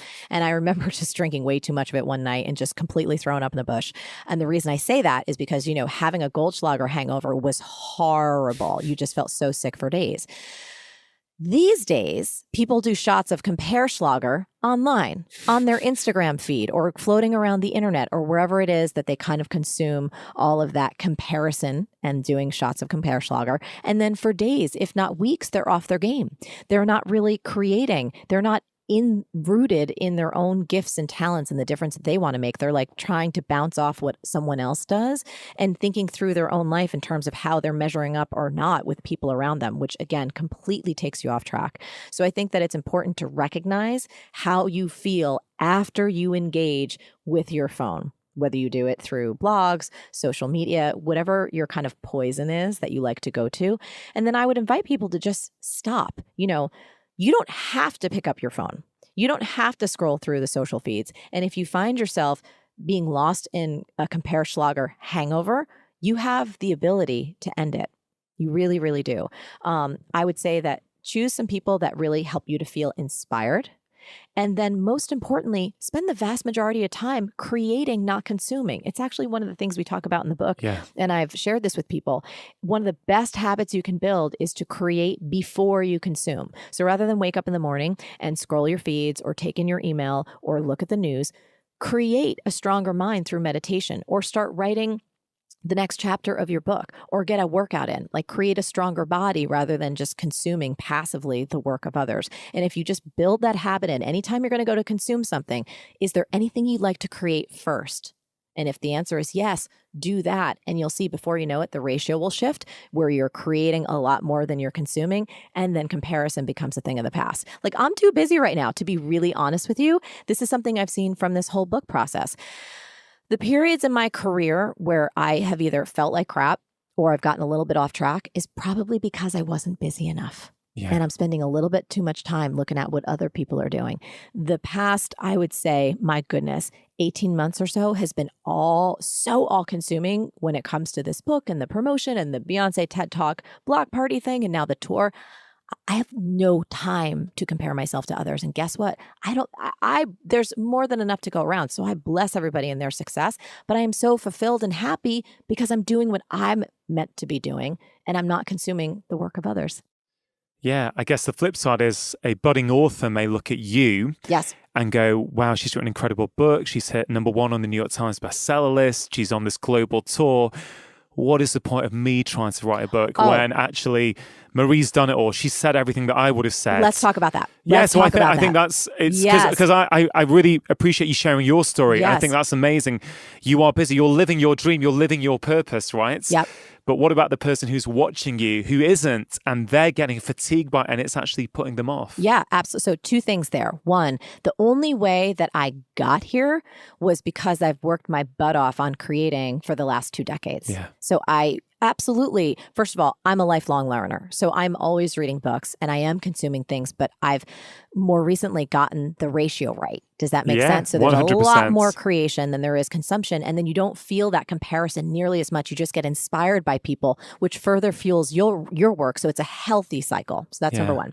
Number 2, whenever anyone says like, what do I have to offer? Everything's been said before. Everything's been done before. All of these other people who are so much more experienced or accomplished, they've already got it in the bag. There's no room for me. Here's what I would say to you.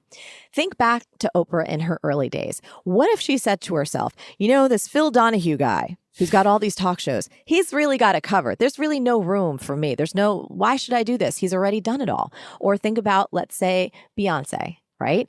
Can you imagine her just going and looking out in the music landscape and going, you know what? There's already enough pop stars.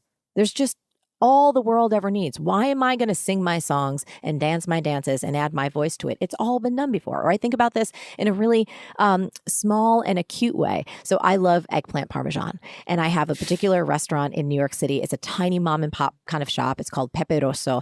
And I often think about, like, can you imagine when whoever started Pepe Rosso, they started it and they were kind of unsure. They said, it's New York City.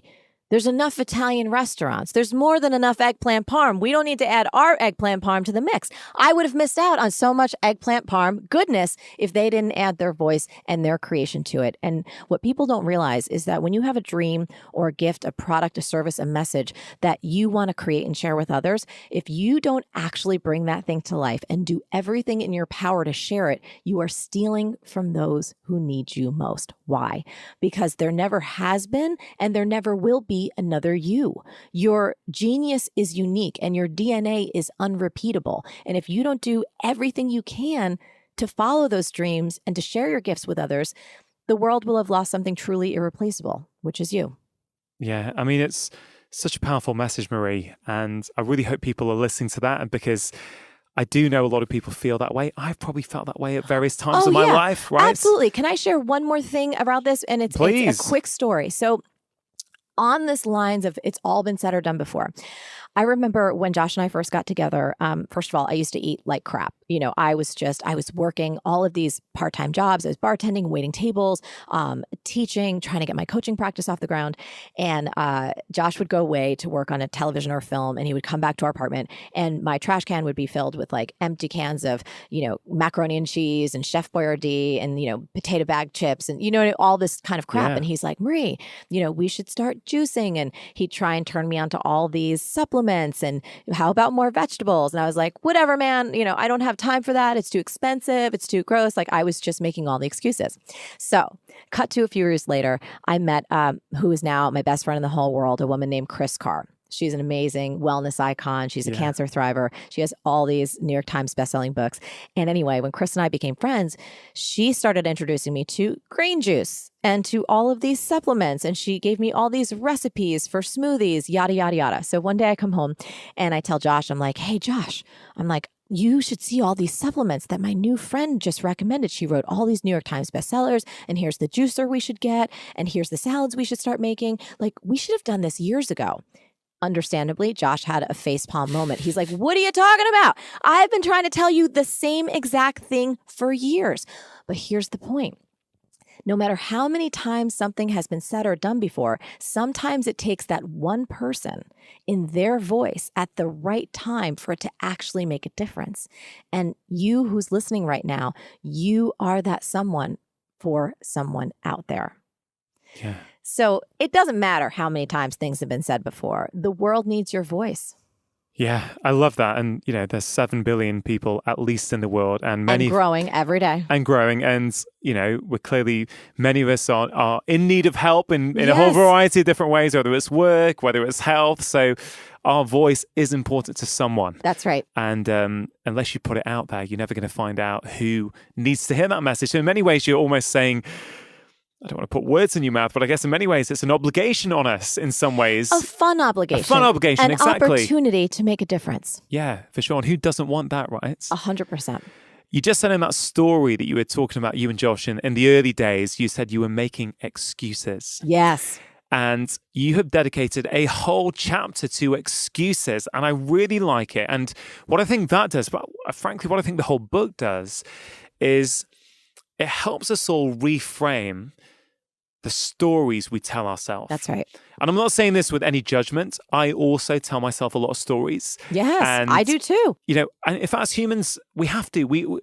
I guess the question is, what story do you want to tell yourself? Is the story you're telling yourself going to get you to where you want to get to? And so I wonder if we could dive into that excuses chapter. Yes. And talk about stories and talk about excuses and how we can reframe them. Yeah, 100%. So from the onset, I think the Eliminate Excuses chapter is one of my favorites. It's one of the most powerful because there's so much freedom that is in that chapter. So all of us make excuses. I make excuses. You make excuses. Everyone listening makes excuses from time to time. So this is nothing to feel bad about. This is not about berating ourselves. There's no need to feel shame. It's just how it is. Now, the way to break free from excuses, and the best way that I've found, is to get really clear on 2 little words that can make a profound difference. It's understanding the distinction between can't and won't. Can't and won't. So many of us, again, I will raise my hand to this, have said something like this throughout the course of our lives. You know, I would really love to get stronger again and really get back to the gym and really use my body, but I can't because I'm too busy with work and the kids. Or I would really love to take that design class. I think it could open up a whole new career, but I can't take it. It's too expensive. Can't afford it.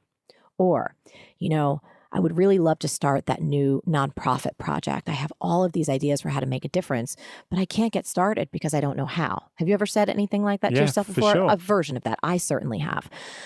But here's what's true. 99% of the time, not 100, but 99% of the time, when we human beings say that we can't do something, can't is a euphemism for won't. And what does won't mean?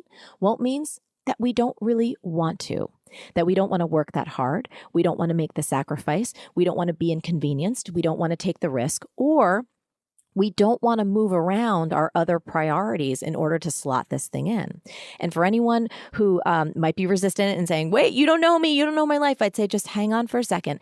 If you consider how this idea might be true, even just a portion of the time, I promise you will break free from so much of the self-deceptive crap that can hold all of us back. And I would invite people to ask yourself, has there ever been a time in your life when initially you said, oh, I can't because I don't have the money, or I can't because I don't have the time, or I don't have the resources to do something.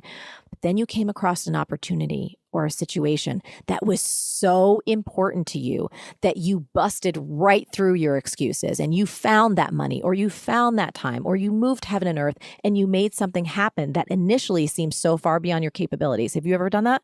100%. Me too. So many times. So that is proof positive for ourselves that it really, most of the time, isn't can't, it's won't. And here's why the distinction and the use of language is so important. Because when we humans use the word can't, we start to feel powerless and helpless, as though our life is not our choice. How we're spending our time, how we're spending our energy, it's as though we're victims. And that is not a beautiful or powerful place to create change from. It's almost impossible. Learned helplessness, right? Yeah. We know this from psychology. On the other side, when we use the word won't, or we just say, you know what? I don't want that right now. That's not my priority. I'm not willing to work that hard for this. I don't want this bad enough. When we just say that truth, even to ourselves, we feel empowered. We feel at choice. We feel like we have agency, that we're in charge of how we're spending our time, our energy, and our money. And from that place, all miracles are possible. So I would invite anyone listening, if you want to play with this idea for yourself, the next time you catch yourself saying or thinking, I can't because I don't have the time or the money or the whatever, try replacing it with won't or I don't want to, and see if that feels more true. And in that space, there's a lot of miracles that can happen. Yeah, for sure. And I really want to echo that the language we use to describe our life, to describe various situations is so, so important. A very subtle shift, like you just mentioned, can bring a completely different meaning. And actually, the language we use day in, day out, that sort of permeates into our brain and our being, and how we define ourselves comes from that language. That's right. And I just want to give people an example again, because if anyone is skeptical, they're like, what are you talking about? Let me tell you guys this. So I know in my lifetime, if God willing, I am on the planet long enough, I have a goal of speaking fluent Italian. I think the language is beautiful. I visit the country often, but I don't speak it. And I know that at this stage and season of my life, it's not that important to me. So it's not that I can't learn Italian because I'm so busy on book tour or I'm so busy with my business. That's not the truth. The truth is I don't want it bad enough. You know how I know that? Because after I get done doing my work for the day, even if I've had a 10 or 12 hour day and I have, let's say, a half hour left, sometimes, you know what I do with that half hour? I sit with Josh and I watch a fun show on Netflix, or I read a book, or I play with my dog. I'm not actually picking up my phone and learning new phrases in Italian because it's not that important to me right now. And I'm not beating myself up about that, but it gives me massive freedom. So I don't have a conversation in my own mind going, oh, you really could be learning Italian, but you can't because you don't have the time. That's bullshit. I don't want it bad enough. Everything I do want bad enough, I'm actively working on. Yeah. And I think that's a great message, isn't it, for people? It's like, what have you said in your own life that you want to change? Do you really want to change that? Is it really a priority for you at this moment in time? Maybe it is, maybe it isn't. Maybe if you can use some of Marie's tips and using I can't, I won't, all these sort of little tips to make you feel maybe differently, but maybe actually, you know what? You're a busy mum at the moment and you've got 2 kids to bring up. And that's your priority. yeah. And it should be. And then you can release the guilt, not to cut you off, but you can release that feeling that you're not winning at life, because guess what? You are winning at life and you're being the best mom possible. And if you can find that self-compassion for yourself, ironically, more energy and time and freedom opens up, and who knows what's possible from there. Yeah. And just to echo your previous point, when you're feeling like that and you are busy and you're doing an amazing job bringing up your children. That's right. Sometimes actually the whole social media comparison trap can be even more problematic then, because you're comparing, what do they say? You're comparing your sort of page one to someone else's final chapter. You're at a different point in your life, and it's not fair on yourself to compare yourself with other people who are on a different journey. And Everyone's on a different journey. Yeah. Every single person on this earth is on their own unique adventure. And again, catch it. The moment you compare, you lose. The moment you compare, you lose. So as much as possible, enjoy your own life and bless other people wherever they're at. Honor their success, their challenges. Be there with compassion. But most importantly, stay rooted in your own path. Yeah. And Marie, you mentioned there are 70 brilliant quotes in your book. I've got to say, your quote that I'm going to be posting and attributing to you is "Comparison is creative kryptonite." Yes. I love it. It just speaks to me on so many levels that you probably won't even realize, because it has been, there are just so many things I can relate that to at various points in my life. So thank you for that. I think it's an amazing phrase.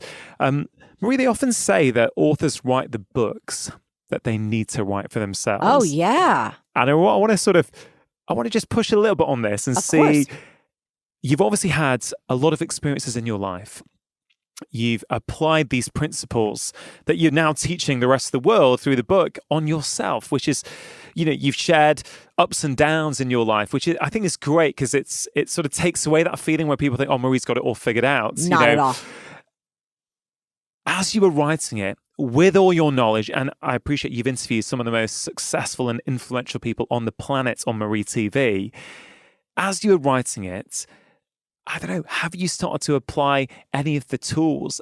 Have you started to look at any of the tools in a fresh way and started to apply them in your own life in a way that you possibly weren't doing before you sat down to write the book? Well, here's what's awesome about this book is that I feel like any big project is there to teach you a lesson. So I kind of had this intuitive sense. I was like, oh, I know this is going to be a tough one. I've been teaching about business for 10 years. I started off teaching only about personal development. And when you write a book about a big idea, especially a big, simple idea, we talked about that. The phrase is very simple, right? But simple doesn't necessarily mean easy. And so for me, part of the challenge was actually figuring out what to put in, what not to put in, and how to communicate what is not a linear journey in a way that it was comprehensible and that made sense, especially to people who have never been familiar with my work. So I struggled a lot. There was so much fear and self-doubt and crying in the corner. And I thought, isn't this awesome? I 100% believe that everything is figure outable. I know that in my bones to be true. Yet I am having trouble figuring out how to write the book. Everything is figure outable. So there were all of these meta lessons. Am I good enough to write this? Do I even know what I'm doing? Is anyone going to even want to hear this? Haven't they all heard this before? So every single thing that I write about, I was also having that experience simultaneously. Does that make sense? 100%. So the book was like kicking my butt, it made me laugh and cry at the same time, because I'm like, this is actually quite perfect. And it's almost like a magnifying glass. That's anything right. you think you figured out, it's like, hold on, we're going to ramp this up now. That's Have right. you really figured it out? Yes, but here's what I love about this. This is an ongoing practice. So my position, I am no sage from the stage. I'm a guide on the side. Everything that we talk about in the book, I use every single day. So I still practice progress, not perfection. I'm still starting before I'm ready. I am still figuring things out day in and day out. So for me, this is a very active living practice that I will tell you, I'll be doing all of this stuff until my last day on earth. For sure. And when you decide actually that it is the time in your life to learn Italian, yes, as at some point, no doubt you will, sure, you're going to have to use these principles. That's then. right. That's right. It's like a circular, beautiful process that keeps coming up anytime you grow and embrace a new adventure. Two big themes in your book for me, or these sort of, I don't know if you'd call them rules or not, but these two sort of things you keep talking about are, one, you are not a failure. And two, you are not broken. Yes. And I think it's such powerful messaging for people. I see this in my clinic as a doctor all the time. You know, people may often not say that, but they often feel like that, and it often keeps them locked in a cycle where they can't change because they don't believe actually that they deserve change, or that actually change is available to them. Sure. So why is it you're so passionate about these two ideas? Because I think they're incredibly transformative on a really fundamental level. So if you're working from the perspective that you are broken and that something is wrong with you and it will always be wrong for you, it's a little bit like falling into that fixed mindset, as though whatever you were born with or whatever's happening right now is static, unchangeable. There's no possibility. Then we start to slip into helplessness and hopelessness. Then that becomes a cycle of feeling really sad, possibly depressed, and there's all kinds of outcomes, negative outcomes that we don't want to see happening from that whole strain of emotional being and thinking and believing. On the flip side, if you start to experiment with the idea that perhaps there's nothing broken with you, maybe there's just some ideas or habits that you have that are simply unhelpful and that no one has ever shown you another possibility, all of a sudden things brighten up and you're like, oh, could that be true? Your mind starts to open up to new possibilities, to think in new ways. You get curious. You may want to learn. You may want to start experimenting. That starts to feel hopeful and creative and exciting. And again, from that state, I think everything can change. I remember someone who works on my team, a woman named Chelsea, and she's just miraculous. I had talked about this idea, that you are not broken in an earlier program that I did. And she listened to the audio and she said, Marie, I had to tell you, I listened to that in the car and I had to pull over. It was so moving. It changed everything for me. Yeah. And I don't know if it wasn't for Chelsea really highlighting that in a piece of my earlier work, that it would have made it in this book. And I'm really happy that it did, because it's been something a number of people have commented on. And I think it's true. It's like, look, our educational system doesn't teach us currently how to harness the power of our thoughts and our beliefs and the wisdom in our bodies in order to live lives that are filled with joy and fulfillment and meaning, right? I didn't learn that in grammar school. I didn't learn that in high school. I didn't learn it in college. That's the whole reason that I do what I do, because when I started understanding all of these tools and principles, I was like, whoa, why are we not teaching this? Why did it take me until my 20s to start even exploring these things? So I don't think any of us are broken. I just think some of us haven't been exposed to ideas and tools and concepts that can help us live the lives that we want to lead. I think I said this to you before. I believe we discussed this idea that most people overestimate what they can do in a short period of time, whether it's a month or 6 months or a year, and wildly underestimate what they're capable of accomplishing over a decade or a number of years. And I think that's why part of why people peter out on New Year's resolutions. Like, they're not seeing the results that they want right away. They haven't created a structure with interim goals and deadlines, built into that, where they can measure their progress incrementally, and they lose enthusiasm for it. So if I do have any kind of special skill, it isn't that I'm an innately talented athlete or a naturally gifted podcaster. It's that I appreciate the journey itself, and I'm willing to put in the work when no one's looking. And I've learned over time in every facet of my life that work pays off over time, but you have to be unbelievably patient and resist that sense of entitlement that you get, that when you undertake something difficult, that you need to be reaping the rewards. Like, I'm just about the work and the process itself. And I've been lucky enough to engage in processes that I love so that I enjoy the journey itself. But by simply being about that journey and that process, that's why I've been able to, move my life into the place that it is today. I mean, thanks for sharing that, Rich. It's very, very powerful. I've been diving deep into Ryan Holiday's books over the last few days.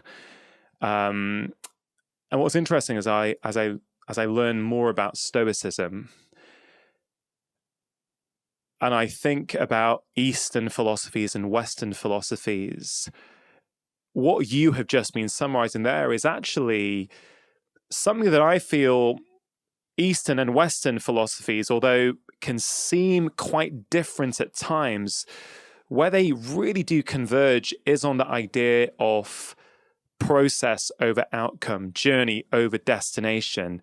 You know, whether it's the Stoics talking about it, or whether it's Lord Krishna in the Bhagavad Gita talking about not enjoying the fruits of your labor. You know, you do the labor for the sake of the labor. You really, I think you beautifully demonstrate in that you didn't have a goal to be the number whatever podcast in the world, or it to be this big juggernaut of a show which is listened to all around the globe. It was a commitment you made to yourself. I'm releasing once a week, every week, without fail. And that word to yourself, I think, is very powerful. A lot of us break the words that we make to ourselves. And I think that's potentially the start of when friction starts to arrive in our life, which can lead us down a slippery slope. But I want to know, Rich, that vow you made to yourself, if vow is not, overreaching, was it always a good thing? Or did at times it become a noose around your neck? Yeah, I would say it's a little bit of both. I mean, I think there's this is particular to me in a little bit of self-understanding. Like, I'm somebody who is a bit of an extreme personality. And I need these rules to stay on track, right? Because I know for myself, if I missed a week, nothing changes. Like, the earth still spins on its axis and I can still release an episode later than that. But personally, if I break that rule, then it just becomes easier to break it again. And I know myself well enough to know that if I break it once, maybe I won't break it again in the next month, but 6 months later, I'll be like, well, I didn't put up an episode that week, so I can do another week. Like, what's the big deal? And then it'll be a month before I do it again. And then I'll just break it all the time. Like, I just know that about myself, which is why I create these rules for myself. And I do it across the board in various aspects of my life. Like, I don't eat meat or dairy. I have that rule for myself. I don't drink or take drugs. Like, that's a hard rule for myself. And I need those in order to kind of stay on track. Now, those rules can also work at cross purposes with your goal if you are too rigid about them. This works for me, and I try to create rules that are still very doable in the construct of my life. I think the problem occurs when you establish a rule that isn't sustainable, right? So putting one podcast up a week, it's not that hard. Like, it's pretty sustainable. But if I was to say I'm going to put a podcast up every single day, I wouldn't have lasted very long before I broke that rule. And perhaps I would have flamed out on podcasting altogether and just quit. So the trick is creating guidelines, sort of signposts along the way that you privately adhere to, that are sustainable and workable within the construct of your life, that are still healthy and manageable, but also difficult enough that they keep you honest. I think the macro rule, if you're to telescope up to 30,000 feet, is really, are you living your life intentionally or are you living your life reactively? And I think a lot of people are living vast aspects of their life in reaction to the world around them, rather than intentionally in accordance with, a plan or a rubric or, a set of personal guideposts to help them make the proper decisions to lead them in the direction they want to go. And it's never been more easy to live your life reactively. Like, we're constantly stimulated. We've deprived ourselves of the ability to be bored, to engage in our, creative minds. We don't have the downtime that we used to have. We're too busy, too stressed, under-rested, overly stimulated.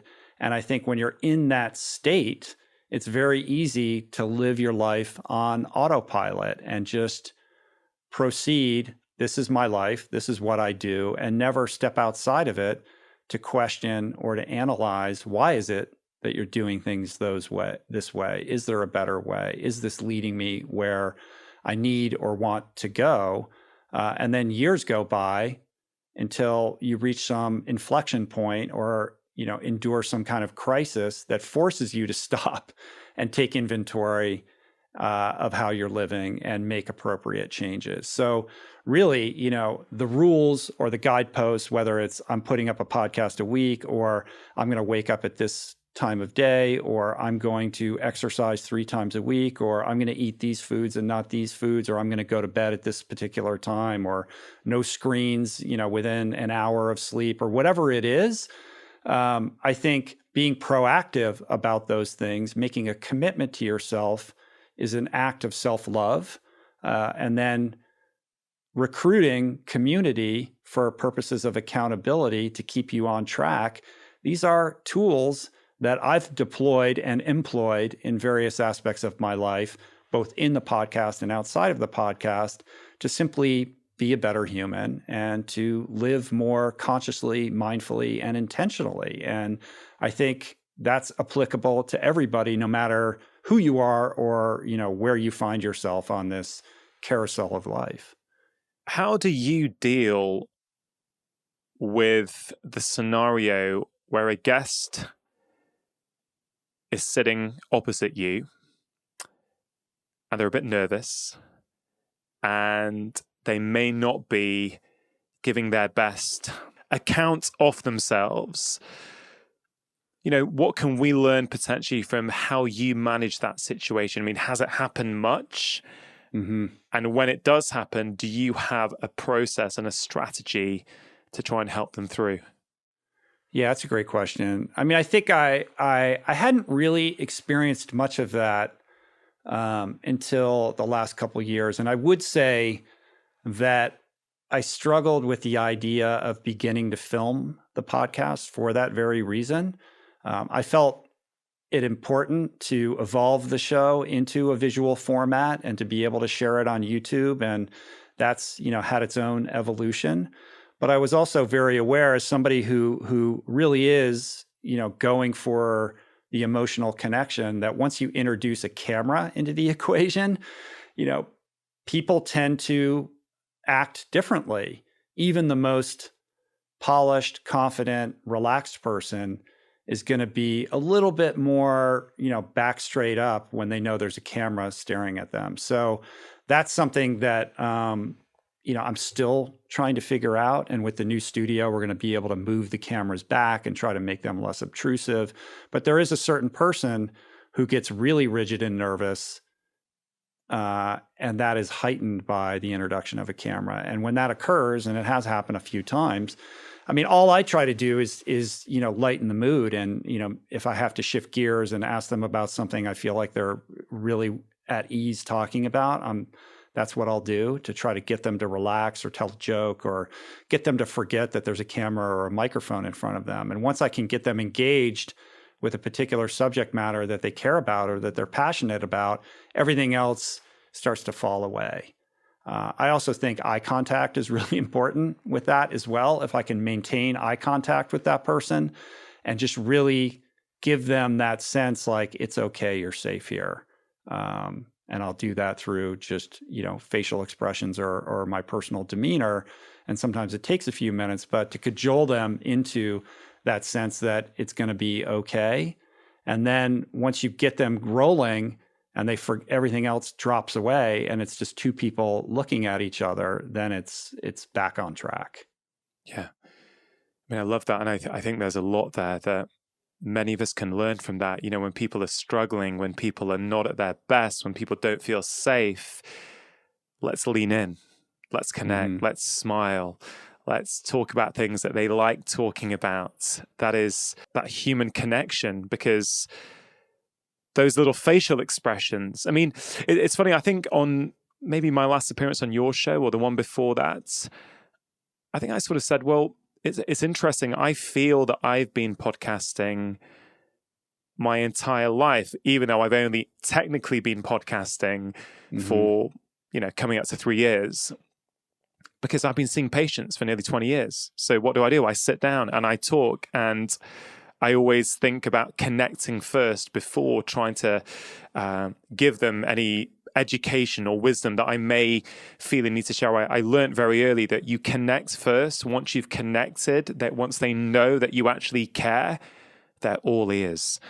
And so I feel I bring, hopefully, the skill I have in the consultation room into the podcast realm. Of course, it's different, but it's not as different as you might imagine, actually, because ultimately it's human connection, right? Yeah, well, in your office, a patient comes in, and that's a safe environment, and whatever they say to you is protected by law, right? So you're creating an environment in which they feel safe, and they need to feel safe in order for you to treat that patient. And I would say, in my case, there's a couple things that I employ. The first thing is that if I have that sense that somebody is nervous, I lead with vulnerability. Like I'll share something about myself that I'm embarrassed about, and that's basically my way of saying, like, it's okay. Like, you can be vulnerable here. I can't expect you to be vulnerable if I'm not going to be vulnerable, and so I try to set the tone in that regard.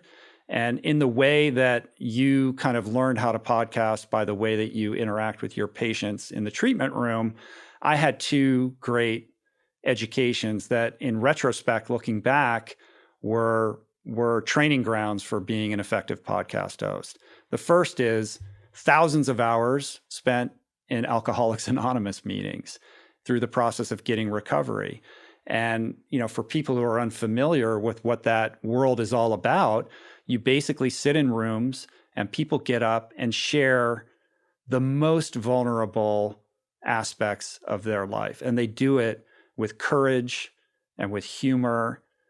And it's quite inspiring, to hear people get up who at one point in their life were utterly broken and share how they pieced things together and do it in a way where they're relating stories that to the normal person would seem horrifying. There's something so beautiful and inspirational about that. And that's where I learned how to be a public speaker, because I would do the same. I would get up and share my story. And it gave me such a profound appreciation for the power of vulnerability and the power of storytelling and the power of personal narrative. And a big impetus or motivation in me starting the podcast was I wanted to give the broader public a taste or a sense of what that experience is like, because irrespective of whether you're a drug addict or an alcoholic, I think there's so much that can be gleaned and learned from that type of experience. And I wanted to recreate aspects of that in the conversations that I'm hosting. The second training ground for me was as an attorney, where I took, a zillion depositions. I just sit across from somebody who's in an antagonistic position from me, the opposite of vulnerability, where they're trying to protect themselves at all costs, and learn how to ask the right questions to elucidate the kind of information that I'm trying to get. So the first is a very touchy-feely thing, and the second is a very practical kind of information extraction process. And I think the two of those together have served me well as a host. So I see a lot of people who have never taken a pause on their life and never given themselves perspective. They're sort of inside their own head, living their life. And over the last few years, I've become a huge fan of journaling, both for myself, but also with many of my patients, because it gives us perspective. It allows us to commentate on our life, reflect on what's going on. And I've seen so many improvements in people with their mental health, anxiety, the way they see the world. I would highly recommend it. Even if you're not writing a memoir that, you want to publish or whatever, just documenting or writing about your life, like a journal. I mean, that's why so many people used to do it. And now we've just forgotten it because, we're on Instagram or TikTok instead of like taking a second to invest in ourselves. But after writing this book, and it's my first attempt at writing, I definitely recommend reflecting on your life. There are things that you've forgotten, dusted under the carpet, that come out, and you don't even realize how much you needed to sort of relook at them. people are struggling at the moment. We know, people's mental health is declining. Lots of people are struggling with the state of the world. And some people feel it has to be this complete overhaul. But what I got from your story is that it was small changes that really started to make the big difference.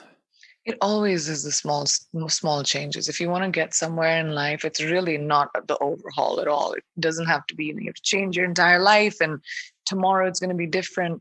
It's always just keep moving, always just take a step. And that's what I kind of did when I was stuck, and it lasted a good 2 years. I started doing little things, which was like changing my routine, changing your patterns. Like even right now, specifically, we're all at home, right? We all have a pattern that we're going to do our Zoom calls for this time to this time. And then we have dinner and then we watch a movie, or then, we have that routine of what we're going to do. And when that routine starts becoming toxic and that's what's holding you back, that's what I started doing. I changed my routine. Instead of being, coming back home and sitting on that couch and watching TV and, going to bed, I said, all right, I'm just going to meet a friend for a drink, or take my dog out for a walk, or not sit on that couch and maybe sit on the dining table and do something else. Just sort of being spontaneous allows you to remember the person that you may have been, that kind of had faith in wanting to do different things or be confident. And, it helped me sort of break the clutches of what I was feeling, just by being, surprising my own self by doing things that I may probably have not done. I mean, during that time, you paint a very powerful story, which I think many people will be surprised to read, that you'd sit by yourself, you'd stay up in bed late, snacking, watching TV, the sort of habits that many of us do when we're feeling low. We don't want to engage in the world. But I think it's very powerful for someone as well-known and as successful as you to share that even you suffer like any human being and have those tendencies. I think is a very, very powerful message. When we show vulnerability ourselves, we actually inspire that vulnerability in the people around us, or the people who look up to us. But you also mentioned at that time that you ended up putting on a bit of weight and people were quite mean to you, or some people were online. And it always fascinates me, this is how do people really feel about that? Because sometimes we say, oh, it doesn't bother me what other people think, when actually it really does. And I'm interested for you, when people are saying things like that, when you're feeling low anyway, what does that do to you? I mean, of course it's terrible. Everyone hates it. I mean, but my job is basically my job is getting critiqued, right? Like I create a movie, you watch it, and 2 minutes later, you're just like, it was terrible, or it was great, or whatever. Like my job is literally everything I put out there is for critiquing. But me as a person is not my job. I am not an elected official. Like I am not the job. So it is always painful, when you read online people who are sitting behind the anonymity of their computer, who just want to sort of stir the pot and don't have any research or context to anything that they're saying. But over the last 20 years, I've kind of developed a thick hide, where I've been able to, so this is the way I do it, okay? I told myself, and again, this is not an old thought. This is not like I didn't always know this. I've come around to this discovery recently in the last 5-6 years. I think maybe maturity, maybe growing up. I don't know what it is. But what I realized is that if we give so much credence to online negativity, those are people that are giving you their opinions because they have the ability to do it right now with, social media being what it is. But it is up to us to really see if their opinion matters. Is it going to affect your job? Is it going to affect your family? What is it affecting? And if it's only affecting our pride or our, sense of self, then why are we giving these people so much importance? What I do is I take the opinion of my family, my friends, my team, my core circle. And if they say something, I hear them and I understand it. But not the millions of people for who, I'm dinner table conversation. Which doesn't mean it won't hurt. But after a few days of like feeling bad about it or whatever, I've usually been able to come out on the healthier side by realizing that, the opinions don't affect my job, so then they shouldn't affect me. But when it comes to my friends and family, like, of course, their opinions will always have more credence than anybody else. Yeah. I mean, thank you for sharing that. I think, it's something I used to struggle with a lot, but I've certainly feel a lot more calm about it now. And I feel if there's something is bothering me with a social media comment, it's about self-reflecting for me and going, okay, is the reason you're reacting or getting het up because you're knackered or you've not slept, so you're quite emotionally volatile at the moment? All right, is there a bit of truth in there, or is it preying on an insecurity of mine? And I found that as a really nice way of giving myself a bit of empowerment over the process that, there's something I can work on here because I am a bit insecure about this potentially. But as I reflect on what you're saying and as I think about this, I think, Priyanka, that, you know what, as a guy, I'm not going to get it about my weight. I'm not going to get it really about my appearance. Whereas for a woman, particularly a famous woman like yourself in the public eye, anything goes right. People feel it's okay to comment about a woman's appearance and their weight and the way that they look. I mean, has that been troublesome during your career? Is that something you think is changing? You're obviously someone who really speaks up for, equality, diversity, women's rights. How do you look at that these days? I feel like it's unfortunately something that we've ourselves created, right? Like the standard of beauty of what women should look like, or even for guys, what, you should look like, or, and that standard of beauty is reflected in the entertainment business tremendously. But it's changing, and there's a large conversation around that change. And to me, honestly, I haven't. I'm very realistic about that. My weight side of it for me, like every year after Diwali and Christmas, I've definitely put on a few pounds, and that's normal for anyone else. And I'm not ashamed of that. I work towards the summer, I work out, and then I'm back to my bikini body. And then the holidays come about again, and then you put on a little bit of more weight, and it's fine. I'm someone who's had a balanced sort of relationship with my body, but I know there are a lot of women out there that, it's a much harder for them, because that standard of beauty has sort of been ingrained with, what beautiful should look like. And I've been I've been lucky to not have, crumbled underneath that pressure, because I think I had really strong role models in my family, the women in my family, with a lot of sense of self and a sense of confidence. And, I kind of I'm okay with the way I look. And to me, it was just really amusing. And at the same time, when I was feeling really dark at that time, when I was in a sad place, I was like, wow, people will say anything and do anything for attention. It's crazy. You have to take away the power from the trolls. Otherwise, if I started giving importance to that, I would not be able to live. Sorry to interrupt. If you're enjoying this conversation, there's loads more like it on my channel. Please do press subscribe and hit that bell. Now, back to the conversation. Even these people we look up to and potentially put on pedestals, they've all failed at some point.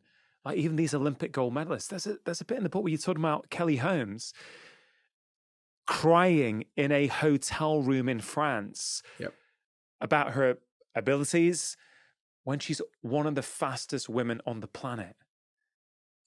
Really powerful stuff that everybody fails. Even the people you're looking up to, they have also failed. More than anybody else. Successful people fail more than anybody else because they are the ones that are pushing the envelope all the time. They're the ones that have to get really comfortable with failure. And I think the people that we speak to, have managed to reframe their opinion of failure. That's what it is. It's about a reframing. So if we talk about it in a sporting context, right? Instead of saying that, oh, my football club are training at the moment. Well, they're not training at the moment. They're failing at the moment. Why are they failing at the moment? Well, because they're on the training pitch and they're taking loads of free kicks and loads of penalties and they're working on different shapes and they're trying to perfect their passing and they're getting it wrong. So they're failing. And then when the match happens in front of 50,000 people on a Saturday in a football stadium, guess what? The pass, the free kick, the penalty, the corner, the shape, the plan, it all works. Why? Because of the days of failure on the training ground. Yeah. But we don't see it as failure. We see it as training. You know, you go in the gym. I can see by your guns, you obviously use the gym, right? I don't, but I look You're after looking good. myself. So what does a personal trainer often say to people? All right, pick up those dumbbells and I just want you to lift them to failure.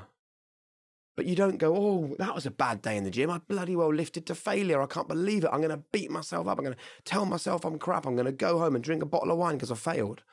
No, you understand it. You think of failure as a positive thing Because in the what concept happens of growing next your time? muscles. Yeah. You can lift longer. You can lift harder because you failed. The growth is where the failure is. And I think it's a really, you know, if I was to leave you with one lesson from today, it is the reframing of failure, that it isn't failure. It absolutely isn't failure. And these successful people have failed time and time and time again, and they keep on failing. And I think one of the really important things you can do, right, when you get your head around failure and you realize that it's going to be there, whatever, that's when you feel the freedom to do things that you wouldn't normally do because the failure is telling you it's not going to happen. That brain is saying it's not going to happen. So why are these successful people successful, right? But once you've discovered the situation regarding failure and you realize that it's not actually a negative thing, it's a positive thing, you seek it out. You go and see someone and you say, we've always spoken for years about doing this. Sod it. I've got 500 quid in the bank and so have you. It's enough to get us started. Let's see where it takes us. You go to your boss and you say, look, for years I've worried I might fail at this, but do you know what? I'm going to take a crack at that job that you've been advertising. I'd love to do it. I know it's a promotion. Yeah. And what happens is people that we now consider to be successful, basically what they're doing, they're kind of, I heard it described as like buying lottery tickets. They're buying lottery tickets all the time. And one of them's coming off. And then we go, whoa, they were successful. Well, listen, for a start, they bought a lot of lottery tickets that led to nothing, but they kept on gambling. They kept on betting they were going to be successful. Why did they feel the freedom to keep on betting and keep on gambling and keep on pushing and keep on trying and keep on getting these lottery tickets? Because they got it through their heads that the failure that's round the corner is not a full stop, it's a comma. Yeah. And you have to expect to fail. Start anything expecting to fail, because then when the failure comes, you're not derailed and you think, shit, man, this isn't for me. You go, yeah, I was expecting this moment. Because quite often, on the other side of that really difficult day or period of failure, that's where the really good stuff is. I love that. I mean, reframing failure, so important. I mean, you could even make a case that actually we need a new word. Correct. We almost need to get rid of failure, put it in the memory banks, just get rid of it. When Channel 4 got the Paralympics, and they reframed all the advertising around the Paralympics as superhumans. Watch the superhumans in action. Much nicer word than disabled. Yeah. Isn't it? Because they are superhuman individuals. And it's all about reframing so my granddad, my grandma we've spoken about, she spent her life, or her later years, looking after my granddad, who went to the farm one day wearing top hat and tails to go to a wedding. He was a farmer, and he got pulled into the potato picker on the farm, taken into the machine, and had his back broken. So he was then in a wheelchair, and that's why she was his full-time carer for the last sort of 30 years of his life. Well, no one had told me as a young guy that being disabled had any negative connotations. There were things that you couldn't do. He was just my granddad, and he was wonderful. And him being in a wheelchair was wonderful, because everywhere we went, I could ride on his lap. I could push him. I remember still now, I can feel holding on the plastic handles, getting up loads of speed, and then standing on the two little bits of metal underneath, and I'm flying down the pavement with my granddad. Or when he wasn't in his wheelchair, I perfected doing wheelies on it, and I was fantastic. That was because no one had told me at that point. The world hadn't got to me and said, hey, he's in a wheelchair. There must be things that are really difficult and hard, which of course there were, very difficult for him. But again, it comes back to how we frame the world. And if you reframe failure, then you are going to win, because you can't fail. You literally can't fail. You can have bad days, but they're not going to be terminal because you can't fail. It's a hard concept, though. How would you go back as the man and father you are now to little Jake, who's going through a lot of pain when your grandparents die? Yeah. How would you teach little Jake now how to reframe that situation from the way he used to look at it and the way potentially he could look at it? I've got a really simple and very quick answer. I would not choose to go back and sit myself down at 17, 18 years of age and say, listen, mate, the bullying at school has given you some resilience. The unfair sacking from a fast food restaurant has given you a real understanding of how people can be difficult in the world. Your grandma's suicide has given you a real understanding of the fact that there are struggles that you just don't know about, and therefore you need to be hugely empathetic to people. One of my favorite phrases in life is that opinion is the lowest form of knowledge. Don't walk around with a brain full of opinion about other people, opinion about the way they're living their lives, opinion of how they should be. Go at it with empathy, because you've got no idea the baggage that they're carrying. And I could sit down and say all that to myself when I was a teenager. But then what does that do? It removes all the learning. Yeah. It takes away all the resilience. There's a wonderful Stoic phrase, which is one of my favorites. No man steps in the same river twice, because the river has changed and so has the man. And you have to allow life, I'm afraid, to be a learning experience, good and bad. And there were things in your life that have been hard, but not bad. And you have to allow yourself to grow, and you have to allow yourself to learn, and you have to allow yourself to fail. Yeah, I love that answer.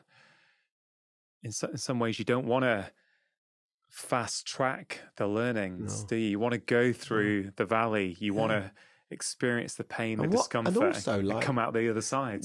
How good are the good days if you haven't experienced those bad days? It's true. When I was in that pit lane, right, in Australia in 2009, and you know the theme tune that we use on Formula One, boom, boom, boom, boom, boom.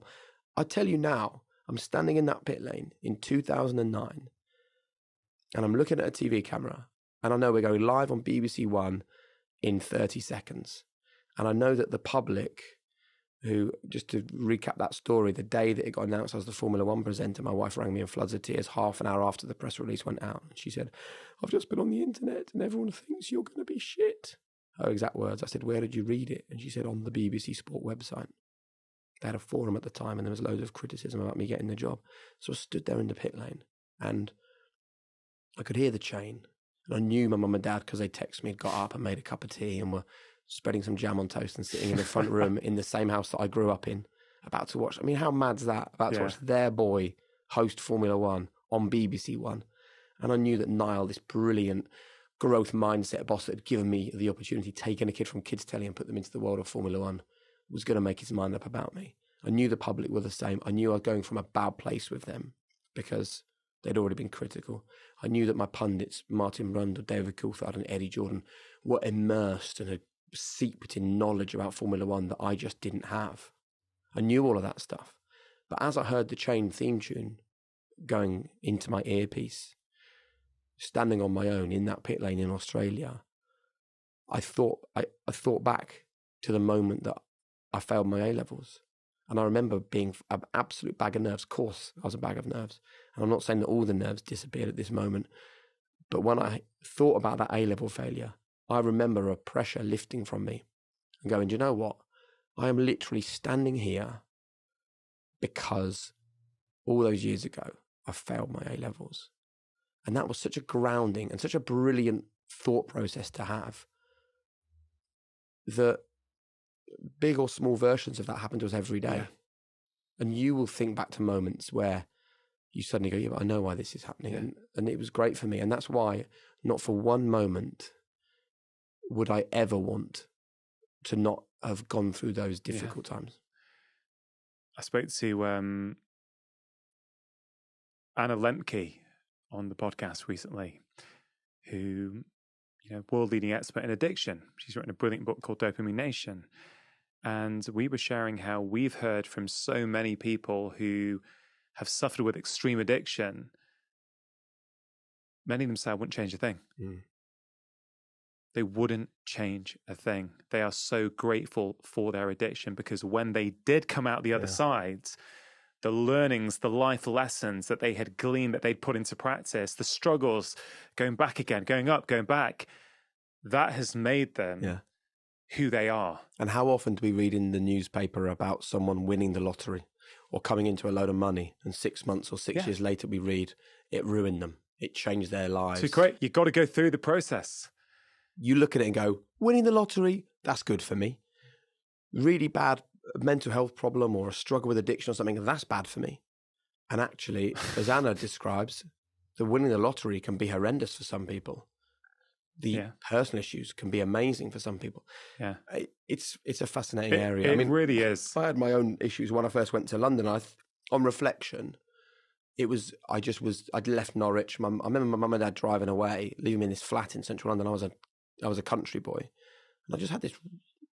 It just overwhelmed me straight away, and then I couldn't move on from this point of being absolutely convinced that I was in some way mentally ill. I was certain of it. I was certain at any moment I was going to do something horrendous. And I know I went to see this brilliant counsellor, and she's the lady that really just said to me, this is your brain playing a trick. This is a really common thing for young men to go through. This, she called it an existential crisis. Period, a crisis. And I like to talk about it and I will talk to my son Sebastian about it as well, because she said this is so common for young men. But the sad thing is they think it's real. And then they do the ultimate act of committing suicide, which is one of the reasons why suicide rates, as we know, with young men are so high. Yeah. She said, the fact you've come to see me is the first step. Please, just totally trust me that there's nothing wrong with you. Because the people who have got something wrong with them don't worry about there's something being wrong with them. They just go and do the things that you're worrying might happen. She said, just accept that these intrusive thoughts that you're having are really common. They can easily be dealt with. And you just need to accept they're there, but not believe them. And you know what? Over the course of the next few months and weeks after her saying that, they just slowly melted away, and to the point where, I feel sort of rock solid mentally. But again, it's a good reminder that I had a mental health problem that now I'm very glad I went through that, because I want to tell anyone that will listen that nothing lasts forever. Nothing is permanent, and it's a good thing to remember when you're having a good time as well as a bad time, by the way. Yeah. That, all things pass. Yeah. It reminds me of the candle story in some ways, that it's just trying to stay level. Don't let the good times bring you up too much. Don't let the bad times bring you down too much. Don't let other people's praise elevate you too much, because otherwise the criticism is going to bring you down also. Yes. And this reframing thing, this reframing philosophy, if you were to ask me what is the single biggest high performance change I've made in my life over the past 5 years, it's reframing. Yeah. It's turning a perceived difficulty or a perceived inadequacy or a perceived failure into a learning. Like literally as we sit here today, I can think of 2 examples in the past 12, 24 hours, right? I went to London all day yesterday I spent the day at Penguin and talking about the new book and, all kinds of things with that. And I thought I must get back pretty early. I want to get a good night's sleep. Jake's coming tomorrow on the podcast. I want to be fresh. Train's running to time. Then suddenly, unfortunately, there was a fatality on the line. Train ends up being, I think, 2.5 hours late. And I remember I was letting my wife know because the kids were waiting up. And I said, I'm not going to be home for bedtime. She goes, oh, poor you. This must be really frustrating. And I wasn't just saying this. I genuinely felt it. I said, hey, babe, it's not frustrating at all. I can't control any of this. I'm totally fine. I'll see you when I see you. And it's such a small thing, but I know 4 or 5 years prior to that, but God, it's so irritating, isn't it? It would happen. This whole, again, the truth doesn't matter. Yeah. It's the story you put on it that determines my stress levels, how calm I feel. And you react to those stories that you write for yourself. Like, how many people do you know who feel unlucky, feel it's always them, feel there's bad things around the corner? They're listening to this conversation thinking, this isn't relevant for me because I know I'm the person where the bad thing happens. Well, that's such an unhealthy mindset to have. And you reframe and just see, just explore, find out what happens if you say, do you know what, for 2022, I'm going to believe that really good things are going to happen. Yeah. Because you believe that good things are going to happen. Therefore, you act in a way where you believe good things are going to happen. Hey, guess what? Good things happen. Guess what else happens? Success leaves clues. You realize you're behaving differently. The good things have happened, so you do more of it, and more good things happen. And I know that sounds trite and simplistic, but it's true. Is that simple? But even if the good thing doesn't happen, look at the mindset change. The process, the time you will spend in that process of it not going well, you're going to feel fantastic. It's like if I say to you now, I don't know, let's think of two crazy things. This year, your podcast is going to become the #1 podcast globally, right? Give that a score. Out of 10. The chances of that happening. Less than 1 out of 10. Right, less than 1 out of 10. If I was going to give it to be the #1 globally. Yeah, but then if I come to you with something like, I think this year, there's going to be a new podcast come on the scene, which is going to be similar to yours, also hosted by a doctor. And it's going to be really popular and it's going to really sort of knock your podcast right down the charts. Give that a mark out of 10 instantly, your gut reaction. In terms of the possibility. The possibility of it happening. 3, 4. So already, less than 1 is the chances of the really crazy good thing. 3 or 4, almost 40% is the chances of the also just as unlikely other thing happening. But one of them is positive, one of them is negative. And you are naturally, like we all are, much more inclined to believe the negative than the positive. So there's no way of telling whether either of those things are going to happen this year. I mean, if I was in charge of the world, your podcast would be the #1 podcast globally because it's amazing. But the point is, to a greater or lesser extent, we're constantly faced with what ifs. Yeah. And we really have to try very hard to focus on the good what ifs, not the bad what ifs. A sort of key kind of underlying theme I'm getting from you is intentionality. It's making conscious choices, not just falling into the trap of feeling discomfort and reflexively just distracting yourself, with whichever method of choice we may have. It's very much a case of, that's what I'm hearing anyway, that you live a much more intentional life now where you're aware of these patterns. You're aware that you could go down one path, but sometimes you're choosing to go down a different path. Is that fair to say? Yeah, but unfortunately, I am still in that cycle in the fact that I distract myself with work and I pretend that it's like, this is really beneficial because it's helping other people and it's another project I'm getting away and it's creative, it's good for me. But I don't give myself enough time to stop and go, first of all, what is really going on? Why am I at this point in my little cycle of falling apart, feeling amazing, whatever it is? And what am I doing for me? Why do I not believe that I deserve to just feel okay? Why am I pushing myself so hard? Like, what is this for? So I'm still in that. But before, I had way more destructive methods of distracting myself. Now they just seem a bit healthier, but they're still there, basically. And I'm aware of it. I wasn't aware before. I was not aware. I was just like, this is me trying to cope in life. Whereas now I go, oh my God, why am I still doing emails at 8 p.m. after my kids have gone to bed and feeling so anxious about the podcast I've got coming up and pushing myself this much? Like, I know I'm doing it. I just haven't stopped myself from doing that yet. I'm scared. Awareness is key though, isn't it? Awareness is a massive, massive step. A lot of people will say, I think, I've had this, with patients before, or even, on social media, okay, now that I'm aware, I can see it all, but, what do I do about it?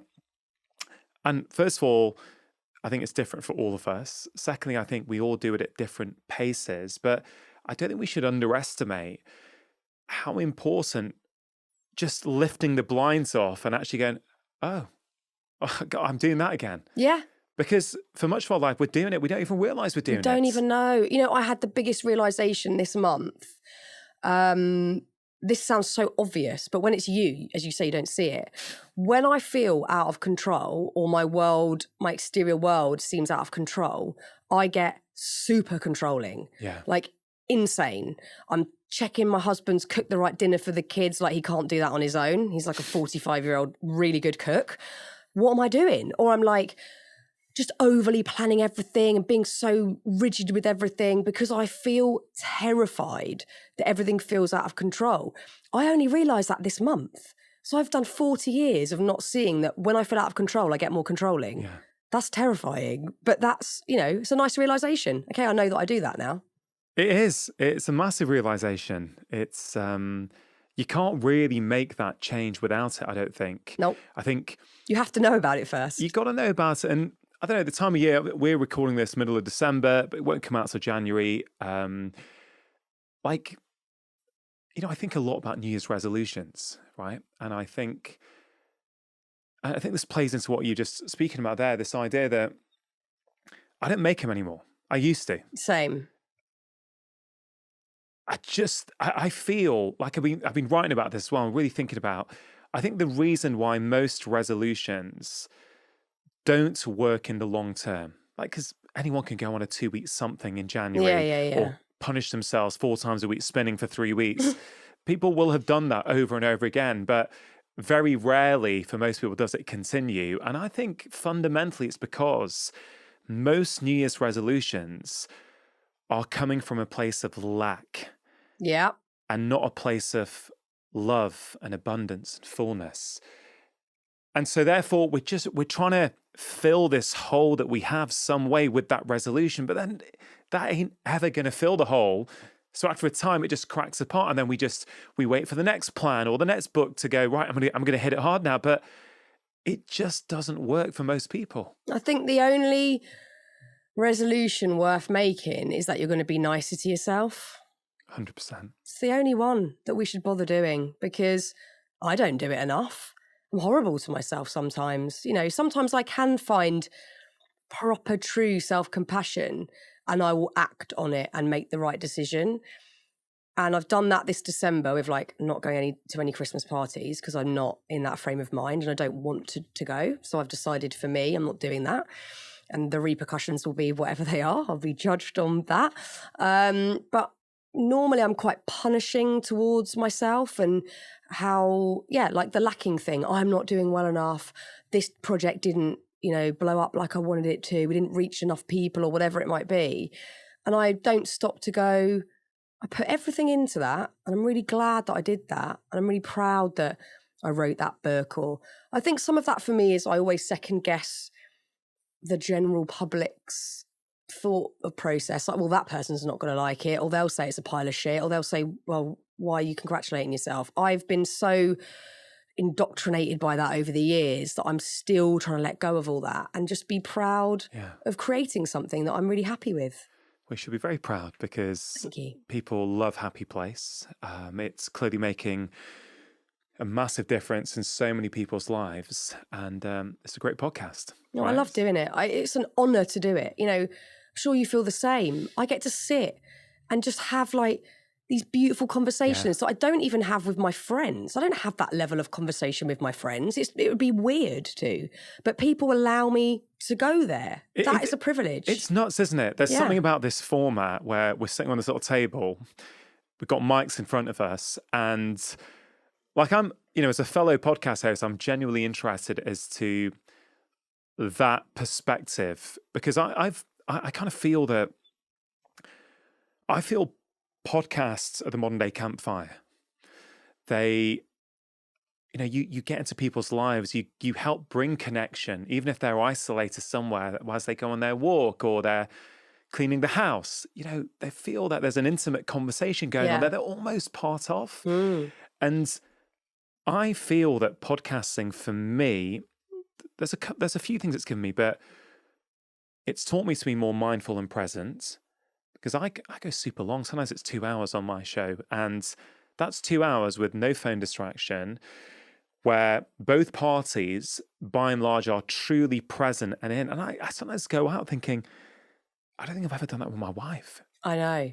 Or not for a long time. Mm. And we did talk about her coming on the show, and she keeps sort of hinting that she will at some point. I've had the same with my husband. Have you? Yeah. Like it would be an interesting dynamic. You could say that again. Yeah. But what do you feel it's given you personally? Yes, it helps millions of people, right? But what about for you? What has it done for you? It's so hard to answer that question. It's done so much for me. I've had some of the most important conversations in my life in that space. And I have learned so much about so many subjects that I could never have an understanding of because I haven't experienced them. And that's a privilege that people are willing to share their story.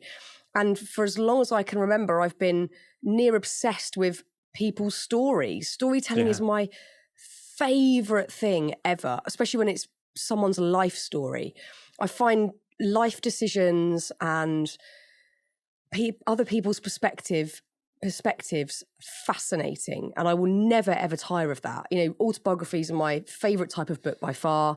I want to hear about people's choices, decisions, their learnings. That to me is fascinating. So I've learned so much, and also I guess on a more practical level, I've learned to listen properly, and I didn't do that so much in my career before because I didn't have time. Like if I was doing the radio show, like the Live Lounge, I maybe had like 6 minutes to chat to someone. I haven't got time to listen. I'm pressing buttons. I'm working out what I'm going to say next. I'm just trying to get through it. Whereas now I'm properly listening, and it's hopefully helped me to do that in my actual life a bit better as well. By no means perfect. I'm sure my mum would go, hey up, that's not quite right, and might say that I don't listen as much as I'm professing to, but it's definitely given me bigger listening capacity, I guess. Yeah, which is super important for everything. Huge. You know what, actually, what that really does, and I've learned this again only in the last year probably, that listening is often enough. I think we assume we've got to fix people, and when someone tells us their problems, that we've got to go, oh my God, this is what you should do. I know what you should do here. Talk to this person or do that. And sometimes I do still fall into that because I get a buzz out of people genuinely finding solutions. But sometimes, and you'll know when it's a dire situation, when someone is really not in a great place, listening is enough. Just saying, I hear you and I'm here, and your words are going in and I am listening and I know this is important to you. Yeah. Listening is medicine. I have learnt this on many occasions throughout my career, but there's one particular patient I can remember where I think I've shared this on the show before. I can't remember now. We do so many shows. It's hard to know. Have I said this on the show? I did the same. To someone. We're turning into grandparents and the kids are going, oh, you've told us this before. Shut up. Yeah, although my wife edits the shows, so suddenly she's like, Ron, why have you told that story again? I'm like, did I really tell that again? It's a great story. It's a great story. But there was this young lady who early on I was doing sort of working in hospitals, doing my specialist stuff. And then when I moved to general practice, I remember a lady coming in, a young lady, really struggling with moods, depression, low motivation. And, you know, my guidelines literally were pointing me. I think it was my first or second week as a GP. And I'd worked in hospitals for years, so I was an experienced doctor. But in that moment, I was like, I don't really feel like putting her in that box and giving her an antidepressant. It doesn't feel right. So what I did, I literally just spent time with her. And she spoke to me. And I listened. And I would see her again. I said, listen, I think we need a bit longer. Can I put you in for a double appointment later on in the week? She goes, okay. So she comes back. Within about 4 to 6 weeks, she was like a different person, right? Her mood had lifted. She had figured out herself what was going on in her life. She'd figured out how she had started to develop kind of unhealthy patterns. And I provided something for her that she didn't have in her life. I was someone who didn't judge her. right, because I wasn't part of her network, she probably felt more open. She could just tell me stuff that she probably couldn't tell her friends or her family because they'd try and give her a solution. And I didn't know it at the time. I was just a young guy trying to do my best for that lady in front of me. But I've often reflected on that. And it was through listening, the power of listening. It was medicine for her. Because I don't think any of us have that in our lives as much as maybe people did back in the day, because, you know, technology has taken over to an extent. We're much more distracted. We spend way too much time on screens and not enough time present with people. And a lot of people feel acutely lonely because they don't have that. That's what they're missing, being heard, being listened to. And I've even had that, you know, I waffle on maybe on the podcast or radio and people think, oh, everyone's listening to you. But people that truly listen, that are holding you in that time and space, that's quite rare. I'm very lucky that I have that with family and my husband, certainly. But there are many people that don't have that at all. And it is probably the cause for a lot of, you know, really bad mental health. Yeah, we don't have it much anymore. That it reminds me of a very powerful part of your new book, Fearne, where you described at 19 years old, you had your own flat somewhere in London, and you were talking about your auntie coming round. My auntie Karen. And then there was a line there. I think there's lots of scribbles on here. There's lots of scribbles, which is always a sign of when I've been truly fascinated by a book. And it was something like, this was back in the time where people didn't feel the need to call or text before they came round. And that hit me right there, because I thought, okay, this is fascinating. Is she saying that's a good thing or a bad thing? And then if we reflect on that, your book, at its core, it is about a connection, really, isn't it? It's about connection. And I'm thinking, well, there's many things that have evolved in a negative manner in society. And this kind of whole idea that we have to text someone, or before, oh, is it all right if I call you at 8 tonight? Or it's like, when did that come in? I know, when my phone rings and I'm not expecting it, I feel really panicked. Yeah. But what happened there? How did that sort of get part of culture? I don't know. It's really weird. And it's strange because we have much less human contact because of it, but we're so overly available. We're so overly available. I talked to Jamie Oliver about this on my podcast recently, because he was saying he'll come home from work and he wants to be available to his team. He's not like, speak to my PA. He wants to be on hand. So you could just be up all night texting, emailing. You're not having any, and sometimes you have to for work, but in our everyday lives, we're not having that deep, meaningful connection where your auntie does just pop round and you have this really spontaneous, ad hoc, beautiful moment. It's all planned. And I was thinking about it recently myself, because one of my friend Lindell, who passed away this year, one of my favourite times I had with her was when I was weirdly outside my front door. I don't know if I was putting the bins out or whatever, but she drove past my house and I was like, oh my God, Lindell. And I flagged her down. She ended up coming in the house. We spent like 2 hours. We had a cup of tea. Then we cracked a bottle of wine open. She had a little half cheeky glass of red wine. We just chatted for 2 hours. It was not planned in my diary. And that memory sticks out because of that. It wasn't just another, shall we meet up? What time? Texting. It was just this beautiful synchronized moment. I don't want to lose that, but we sort of are. Those moments are going. In many ways, it's like, in some ways, unplanned connection might have additional benefits to planned connection. I think so. You know, I think so. Like, you know, when you bump into someone just sort of randomly, it's such a beautiful, spontaneous moment that you haven't overthought. You're not worrying about, you know, what you're going to say or not, because you're just in this sort of beautiful, synchronized, fateful moment. It's really special. Yeah, and you sort of, those moments are often when you don't had someone text to arrange it. You know, I'm really busy. Be asked, Can't be bothered, or you're too busy. But actually, in the moment when you're there, it's just who we are. We're social animals. When we see, we're like, you know what, sod it, let's just have a coffee. Yeah. Or let's just have a drink. It's the best. They're the best. And you know what? You still get everything done afterwards when you need to. It's important. It is. It's important. And sometimes I think the bigger powers that be, again, whatever you want to call that, higher power, the universe, sometimes they are just sent to you to sort of stop you in your tracks. Like, enjoy life. Take a moment. Enjoy this person. Enjoy that union. You know, you'll get all your emails done later if you can even be bothered then, you know. Enjoy that little special connection, because I think, again, going back to grief, you know, when you lose people or animals, whatever it is, that's when you're looking for those moments. You're not thinking, I'm so glad I did all my emails on that day. You're thinking, God, remember that amazing time when Lindell just rocked up to my house and we ended up having like a 2-hour gossip tea session, like amazing. You know, they're the special moments that you'll grab hold of. At the end of your life, what we consider special moments is something that I certainly think about a lot, and I think it can teach us so much. If that conversation resonated with you, here is another incredibly powerful one that I really think you're going to enjoy.